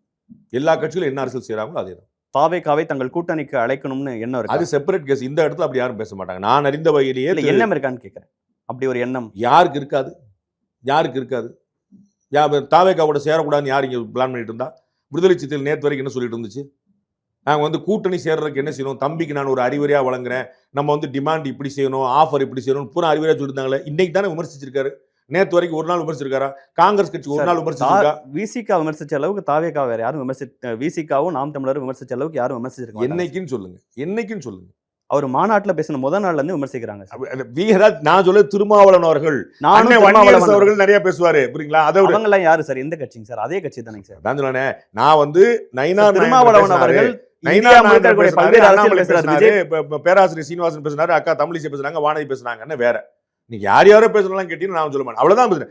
நயினா நாகேந்திரன் அவர்கள், அண்ணாமலை அவர்கள், இல்ல பேராசிரியர் சீனிவாசன் அவர்களுக்கு என்ன சொன்னீங்களோ அதே தான் வந்து வன்னியரசு அவர்கள், ஷானவாஸ் அவர்கள், சிந்தனை செல்வன் அவர்கள் எல்லாத்துக்கும் பொருந்தும். அவங்க எல்லாம் கட்சியின் முக்கிய பொறுப்பாளர். ஆமா, அதான் சொல்ல. நான் வந்து ரொம்ப தெளிவா விடுதலை சிறுத்தைகள் கட்சி எப்படி காய் நகர்த்துங்கிறத பாக்குறேன். அதான் நான் சொல்றேன். அவர்கள் அரசியல் செய்வது மாநாட்டில் பேசுனதுல திருமாவளவன் அவர்களும் விஜய் அவர்களுக்கு எதிர்நிலையில தான் இருக்காரு. எப்ப வரைக்கும் வந்து கூட்டணிக்கு நான் வரேன்னு சொல்லிட்டு இருந்தாரு. இல்ல, கூட்டணிக்கு வரேன்னு அவர் சொல்லல. ஆனா கூட்டணிக்கான என்னென்ன விஷயங்களும் அறிவுரை சொல்லிட்டு இருந்தார். தமிழ்நாட்டில் யாருமே செய்யாத விஷயம். நீங்க மறந்துருப்பீங்கன்னு நினைக்கிறேன். எனக்கு ஞாபகத்துல நீங்க ஞாபகப்படுத்துங்க சார். அதான் சொன்னேன். தம்பி ஆஃபருங்கிறது தனியா இருக்கணும், டிமாண்டுக்கு ஏத்த மாதிரி. அது எதிர்த்து சொல்றது சார். நீங்க இப்படி பப்ளிக்கா அறிவிக்கிறது வந்து சரியா? இது ஒரு அரசியலான்னு கேட்டாரு. அவ்வளவுதான். புத்தக வெளியீட்டு விழாக்கு வருவது என் உரிமை, என்ன நீங்க டிமாண்ட் பண்றியான்னு கேட்டாங்க. ஒரு அதே விவாதத்துல தொலைக்காட்சி விவாதத்துல பங்கேற்ற ஷானவாஸ் அந்த இடத்துலயே கொந்தளிச்சு பேசினாரு. எங்க வந்து அவங்க வந்து தாவேகாவுக்காக காத்திருந்தாங்கிற விஷயங்கள் நீங்க சொல்றீங்க. தாவேகா காத்திருக்காங்க. நான் எப்ப சொன்னேன் உங்கள்ட்ட? கூட்டணிக்கு போறதுக்கு ரெடியா இருக்காங்கன்னு சொன்னீங்க. எல்லாரும் ரெடியா இருப்பாங்க. எல்லாரும் அது டிசம்பர்ல தான் உங்களுக்கு தெரியும். திருமாவளவன் அவர்களை நேம் பண்ணி சொன்னீங்க. எங்க? நான் திரும்ப சொல்றேன். திமுக கூட்டணி நிலைக்குமா டிசம்பர்ல தான் தெரியும்.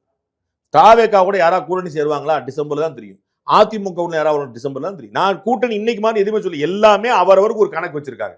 அது டிசம்பர்ல தான் முடிவு எடுப்பாங்க. எந்த கணக்கு யாருங்கிற இன்னைக்கு பேச வச்சுலாம் நீங்க முடிவு எடுக்க முடியாது. இல்ல, இந்த இஷ்யூவை பயன்படுத்தி பாஜக அதிமுக கூட்டணிக்குள்ள விஜய் அவர்கள் வருவதற்கான காய் நகர்த்தல்கள் இருக்குன்னு நீங்க இந்த பிரச்சனையை பயன்படுத்தி ஒண்ணு நடக்காது. அதற்கு வேற வேற காரணங்கள் இருக்கலாம். இது வந்து ஒரு ட்ரிகர் பாயிண்டா இருக்கலாம். யாரும் வந்து ஒரு சம்பவத்தை வச்சு ஒரு கூட்டணி வரமாட்டாங்க.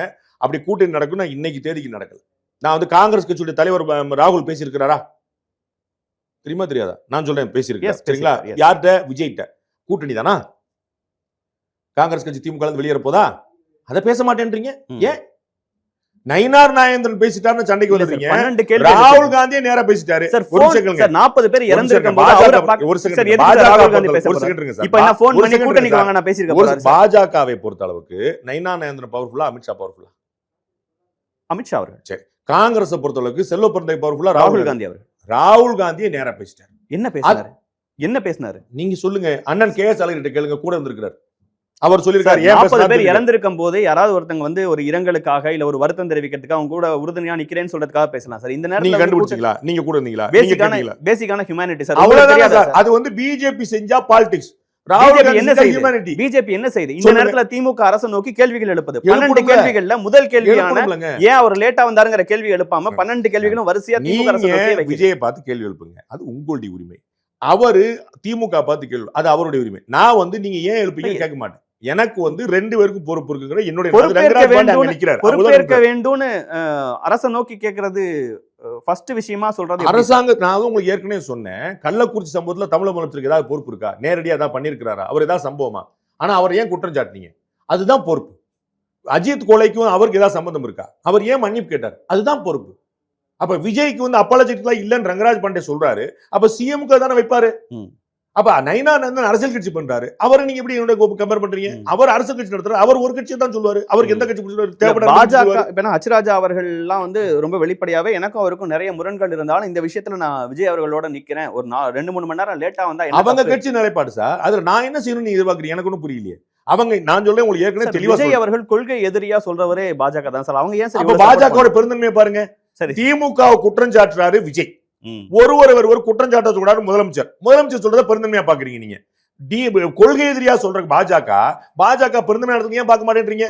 அரசியல் காய்மனத்தை பாக்குறீங்க. ரொம்ப அழகா சொன்னீங்க. யோசிக்க ரொம்ப அழகா. உங்களுக்கு எப்படிப்பட்ட வாய்ப்பு சொல்றீங்க? எனக்கு அந்த ரெக்கார்ட்ல தெரியுமா? கேள்வி கேக்குறீங்க முடிக்க விட மாட்டீங்க. பாத்தீங்களா? நான் உங்களை பேட்டி எடுக்கிறேன். நீங்க என்ன பேட்டி எடுக்கிறீங்க? கரெக்ட். எஸ். ஏன் பெருந்தன்மையா பார்க்கலன்னா முதல்வர் அவர்கள் யாரையும் யாரும் குறை சொல்ல கூடாதுன்னு சொல்றாரு. ஆனா பாஜக அரசு நோக்கி பல்வேறு கேள்விகள் எழுப்புது. நீங்க என்ன கேட்ட கேள்விக்கான பதில் நான் உங்களை கேட்கல. விஜய் அவர்களை சப்போர்ட் பண்ற மாதிரி சொல்லி திமுகவை எதிர்நிலையில வச்சு திமுக தான் இதற்கு காரணம், பின்னாடி ஒரு சதி இருக்கு, ஏதோ நடந்திருக்கு அப்படிங்கிற வார்த்தைகளை இவங்க பயன்படுத்துறது அரசியல் தானே. அப்ப இங்க பெருந்தன்மைங்கிறது அதுல வரும். ஆமா, நான் என்ன சொல்றேன், தமிழக முதலமைச்சர் காட்டினா பெருந்தன்மை சார். அவர் யாரையும் குறை சொல்லல. பாஜக அவர் யாரையும் குறை சொல்லல சார். குறை சொல்றாங்க. 41 உயிருக்கு யார் காரணம் தெரிய வேண்டாமா சார்? சார் அது தெரியணும் சார். அப்புறம் 41 பேர் செத்துருக்க முதல் நாள் வந்து என்ன சார் பெருந்தன்மை இருக்கு? 41 பேர் செத்துருக்க முதல் நாள் வந்து என்ன சார் அரசியல்? அங்க பெருந்தன்மை தான் சார் தேவை. சார் அரசியல் எல்லாரும் பண்ணுவாங்க. நீங்க 50 தடவை கேளுங்க, 51 தடவை சொல்லு. அரசியல் பண்ணாமலாம் இங்க யாரும் கிடையாது. அரசியல் பண்ணுவாங்க. தன் கொள்கை எதிரிக்கு இந்த நேரத்துல சப்போர்ட் பண்ணி பிஜேபி பெருந்தன்மையா செயல்படுது திமுக மாதிரி. அப்ப பிஜேபி இந்த நேரத்தில் திமுகவை அழிக்கிறதுக்காக இல்ல திமுகவை ஒடுக்கிறதுக்காக அவங்களுக்கு எதிராக அரசியல் செய்யறதுக்காக விஜய்கிட்ட ஒரு பெருந்தன்மை காமிச்சு எல்லா கட்சியும் செய்வாங்க. இல்ல பாஜக இந்த நேரத்தை செய்யல. எல்லா கட்சியும் ஏன்னு பதில் நான் சொல்லிட்டு இருக்கேன். எல்லா கட்சியும் அவங்க உங்களுக்கு தேவைக்கு எல்லா விஷயமும் செய்வாங்க. திமுக அதிமுகவுக்காக எதனாலும் செய்யும். அதிமுக திமுகவுக்கு எதனாலும் செய்யும். அவங்க காங்கிரஸ் செய்யும். எல்லாம் அவங்களுக்கு தேவையான பாஜக காங்கிரஸுக்கும் திமுகவுக்கும் என்ன கொள்கை உடன்பாடு ஒண்ணு சொல்லுங்க. கம்யூனிஸ்டுக்கும் காங்கிரஸ்க்குள்ள பொது கொள்கை ஒண்ணு சொல்லுங்க. இல்ல சார், அவங்க பொது எதிரின்னு சொல்லிட்டு எதிர்க்க உட்கார்ந்து இல்லையா? அதுதான் அவங்களும் சேர்ந்துக்குவாங்க. அப்ப இவர்கள் திமுகவுக்கு எதிராக நீங்க சொல்ற வார்த்தையில இருந்து இப்படி புரிஞ்சுக்கிட்டோம். கன்னியாகுமரியில திருவனந்தபுரம் வேற நிலைப்பாடு 1 மணி நேரம் தூரத்துல இல்ல சார். அது வந்து உங்களுக்கு திமுகவுக்கு எதிர் அப்படிங்கிற ஒரு விஷயத்துல விஜய்கிட்ட ஒரு பெருந்தன்மையோட நடந்துக்கிறாங்க. பாஜகவுக்கு எதிரா இந்தி கூட்டி நடந்துக்கிற மாதிரி. ஆமா, அததான் திருமாவளவன் உள்ளிட்டவர்கள் கேள்வி கேட்கிறாங்க. இவ்வளவு ஒரு சாஃப்ட் கார்னர்ல இருக்கிறது இல்ல கூட்டணிக்கு அழைக்க ஏதோ ஒரு வகையில மிரட்ட அடிமணியை வைக்க முயற்சி பண்றாங்க அப்படிங்கிற விஷயங்களை சொல்றாங்க. அது நடக்குமா? திமுக கூட இவங்க தொடர்றதுலாம் என்ன காரணம் அவங்க சொல்லட்டும். இதுதான் காரணம் அவங்க சொல்லட்டும். அவங்க ஏன் தொடர்றாங்க? பாஜக வரக்கூடாது, அவ்வளவுதான். இவங்க ஒரு காரணம், திமுக வரக்கூடாது. இவங்களுக்கு திமுக வரக்கூடாதுன்னா சமரசம், அடிமைத்தனம். திமுக கூட்டணி எப்படி உருவானதோ ராஜேந்திர வியூகமா திமுக கூட்டணி எப்படி வந்து பாஜகவுக்கு எதிராக திரண்டு இருக்கோ அது மாதிரி திமுகவுக்கு எதிராக விஜய் அவர்களையும் அழைத்து ஒரு அணி திரட்டணும். யார் அழைப்பாங்கன்னு தெரியாது. இவர்கள் திமுக எதிர்க்கிறார்கள், அது எனக்கு தெரியும். அதனால விஜய் அழைக்க பாக்குறேன் எனக்கு தெரியாது. விஜய் வருவாரா எனக்கு தெரியாது. நான் டிசம்பர்ல அதுல மாத்தவே இல்லை. சில செய்திகள் சொல்லிட்டு இருக்காங்க பாஜகவின் சில தலைவர்களோட பேசினாங்கன்ட்டு. அந்த செய்தியின் உண்மை தெரிஞ்ச தலைவர்கள் சொல்லுவாங்க, எனக்கு தெரியல. நான் அறிந்து திரு அமித்ஷா பேசியிருக்கிறார் திரு விஜய்கிட்ட. நான் அறிந்து திரு ராகுல் காந்தி பேசியிருக்காரு. நான் அறிந்து அமித்ஷா பேசுனது மட்டும் தான் எனக்கு தகவல் தெரிஞ்சு. எனக்கு இந்த தகவல் தெரியல என்ன பேசினாங்கன்னு. இவங்க வந்து எனக்கு ஓரலா 2-3 பேர் அது அவர் 2 பேர் போன் கான்வர்சேஷன் நம்ம எக்ஸாக்டா சொல்ல முடியாது. அவங்க அரசியல் எதுவும் பேசலங்க. என்ன நடந்துச்சு ஏது நடந்துச்சுன்னு அவங்க கவலை தெரிவிச்சிருக்காங்க. அதோட பின்னாடி என்னென்ன நடக்கலாம் இதுதான் எனக்கு அவங்க சொல்லப்பட்ட. நம்ம வந்து ஒன்லைன்ல நடந்தது வந்து நோ பாலிடிக்ஸ், ஒன்லி கிரீவன்ஸ் என்ன அப்படியா அப்படியாங்க, ஆமாங்க அப்படியாச்சு அப்படியா, அதுதான் எல்லாருமே முதல் நாள் அவ்வளவுதான் நம்ம கேட்டிருக்கோம். அவ்வளவுதான், அப்படிதான் நடந்திருக்கு. அப்ப ராகுல் காந்திக்கு அது நடந்திருக்கு, நான் புரிஞ்சுக்கிறேன். நான் ராகுல் காந்தி நடத்தினா வந்து மனிதாபிமான ஹியூமனிடேரியன் அப்படின்னு சொன்னீங்களா, அது இவர் நடத்தினா பாலிடிக்ஸ். அந்த இடத்துக்கு நான் ரெண்டு பேருக்கும் ஒண்ணு பாலிடிக்ஸ் கொடுங்க சார். இல்ல ரெண்டு அவர் பேரும் போன் பேசுனது குறித்து நான் கேள்வி கேட்கல சார். இங்க இருக்கிறவங்க இது ஒரு வாய்ப்பா பயன்படுத்திட்டு ஒரு விஷயம், சில பத்திரிகையாளர்கள்லாம் வந்து அவருக்கு தப்பிக்க ஒரே வழி கூட்டணிக்கு வரதுதான். தமிழ்நாட்டுல ஒரு சில பத்திரிகையாளர்கள் பாஜக ஆதரவான ஒரு குற்றச்சாட்டு இருக்குதா இல்லையா சார்? தமிழ்நாட்டுல பதில் சொல்லுங்க. இந்த கேள்வியே அது சொல்லுங்க சார். கேள்வி கேட்டு இருக்கும்போது நீங்க வேற ஒரு கேள்வி ஏன்னா நான் வந்து எனக்கு ஒரு அஜெண்டா இருக்குல்ல. சில பத்திரிகையாளர்கள் விஜய் அவர்கள் தப்பிக்கிறதுக்காக என்டிஏ கூட்டணிக்குள்ள வரதா ஒரே வழின்னு சொல்றாங்க. டிபேட் மாதிரி எடுத்துங்க, பேர் டிபேட் வச்சிருக்கீங்க, அது வந்து அதுக்கு தான் வச்சீங்க போல தெரியுது. யாருமே பேசுற புரியக்கூடாதுங்கறக்காவா? தமிழ்நாட்டு அரசின் மீது ஒரு குற்றச்சாட்டு பொதுமக்கள் மத்தியில் இருக்குதா இல்லையா? இந்த சம்பவம் இல்லவே இல்லைன்னு சொல்லி போறீங்களா? எல்லார்ட்டையுமே இருக்குல்ல. அப்ப திமுக ரெண்டு பேர்ட்டி இருக்கு சார். விஜய் அவர்கள்ட்ட இருக்கு, இருங்க சார். விஜய் அவர்கள்ட்ட இருக்கு. ஆமாங்க, விஜய் அவர்கள் மேலயும் மக்களுக்கு ஒரு நியாயப்படுத்த விரும்புறீங்க, எனக்கு புரியவே இல்லைங்க. உங்க விசுவாசத்தை வச்சுக்கங்க, நான் மறுக்கிறேன். நான் திமுக நான் தாவேக்காமல் இல்லைன்னு சொன்னா நீங்க என்ன எஸ்டாப்லிஷ் பண்ண விரும்புறீங்க? எனக்கு புரியலையே. நான் தாவேக்காக பொறுப்பு இருக்குன்னு முதல்ல சொல்லிட்டு இருக்கேன், திமுகவுக்கும் பொறுப்புன்னு முதல்ல சொல்லிட்டு. சரி, நீங்க தாவேக்கா எனக்கு புரியலையே. முடிங்க. திமுக கூட்டணியில ஒருத்தராவது தமிழ்நாடு அரசு எடுத்து விமர்சிக்கிறாங்களா? ஏன் வழக்கு போடலைங்கிற கேள்விகளை திருமாவளவன் அவர்கள் எழுப்புறாரு. பாருங்க, விஜய் மேல வழக்கு போடலங்கிறது ஆதங்கம். தமிழக அரசு பொறுப்பாக்கி இருக்காங்களா நான் கேட்கிறேன். நான் கேட்கறது தாவேக்கா மேல பொறுப்பு இருக்குன்னு சொல்றாங்கல்ல இவங்க, அத மாதிரி தமிழக அரசுக்கு ஈக்குவல் பொறுப்புன்னு யாரா சொல்லிருக்காங்களா? அப்புறம் நீங்க எப்படி பிஜேபி எதிர்பார்க்கறீங்க? இவர்களுடைய கூட்டணி விசுவாசமா இருக்கிறார்கள், அவருடைய கூட்டணி விசுவாசம் இல்ல. இவர்கள் அவர்கள் கூட்டணி விசுவாசமா இருக்கிற வார்த்தை வரைக்கும் ஓகே. விஜய் அவர்கள் அவங்க கூட்டணியே இல்ல, கொள்கை எதிரி சார். டிஎம்கே இங்க விஜய் இல்ல மேட்ரு, அவங்க ஏடிஎம்கே அலைன்ஸ்ல இருக்காங்க. டிஎம்கே இருக்கிற சந்தர்ப்பம் அவர்கள் பயன்படுத்திக் கொள்கிறார்கள், டிஎம்கே விசுவாசமா இருப்ப சந்தர்ப்பம் இவர்கள் பயன்படுத்திக் கொள்கிறார்கள். ஓகே, மக்கள் புரிஞ்சுப்பாங்க சார். ஏன்னா இந்த நேரத்துல சில பத்திரிகையாளர்கள் கேட்டாங்க, அந்த கேள்வி தான் கேட்க வந்தேன். நீங்க அதை நிறைய கேளுங்க சார். நான் இங்க பாருங்க, அதாவது சில பத்திரிகையாளர்கள் பேட்டி கேட்கறது அப்படின்னா பதில் சொல்லணும். பதில் சொல்லாம நீங்க சொன்ன பரவாயில்ல, எனக்கு தினேஷோட பேச்சு ரொம்ப பிடிக்கும், நான் கேட்டுட்டே இருப்பேன். எனக்கு அதுல ஒண்ணு குழப்பம் இல்ல. நான் கேட்க வந்த கேள்வி எப்பயாவது முடிச்சிடுறேன் சார். நிறைய கேளுங்க சார், நிறைய கேளுங்க. ஆனா பதில் சொல்ல அளவு பண்ணணும், புரியுங்களா? நீங்க கேட்பீங்க, எனக்கு ஒன்றும் பிரச்சனை இல்ல. நான் வந்து விரும்பி கேட்பேன் தம்பியோட பேச்ச, எனக்கு அதுல பிரச்சனை இல்ல. Okay sir. என்டிஏவுக்கு வருவதுதான் விஜய்க்கு இருக்கக்கூடிய ஒரே வழி, விஜய் தப்பிப்பதற்கான ஒரே வழின்னு சில பேர் பேசுறாங்க. பாஜகவை ஆதரிக்கக்கூடிய அப்படி இல்ல, அப்படி நடக்க போறதும் இல்ல. அப்படி இல்ல. முதல் விஷயம், அவர் வந்து பிஜேபி கூட போனாலும் போகாட்டாலும் அது தப்பிக்கிறதுக்கான ஒரே வழியில் அவர்கிட்ட 150 வழிகள் இருக்குது. அவரை எதிர்பார்த்து தான் இன்னைக்கு வந்து இந்த கூட்டணி இருக்குது. அதனால வந்து அவர் வந்தாருன்னா வரலன்னா நாங்கள் லாக் பண்ணிடுவோங்கிற இடத்துலலாம் அவர் இல்லை. அதனால வந்து அந்த பிரச்சனை கிடையாது. அவருக்கு வாய்ப்புகள் நிறைய இருக்கு. எல்லா வாய்ப்பிலும் எல்லாரையும் போல டிசம்பர்ல தான் அவர் எக்ஸ்ப்ளோர் பண்ணுவார். ஓகே, என்ன செய்ய போறான்னு பொறுத்து வந்து பார்ப்போம் சார். இவ்வளவு நேரத்தையும் கருத்தில் பகிர்ந்து கொண்டதற்கு மிக்க நன்றி சார்.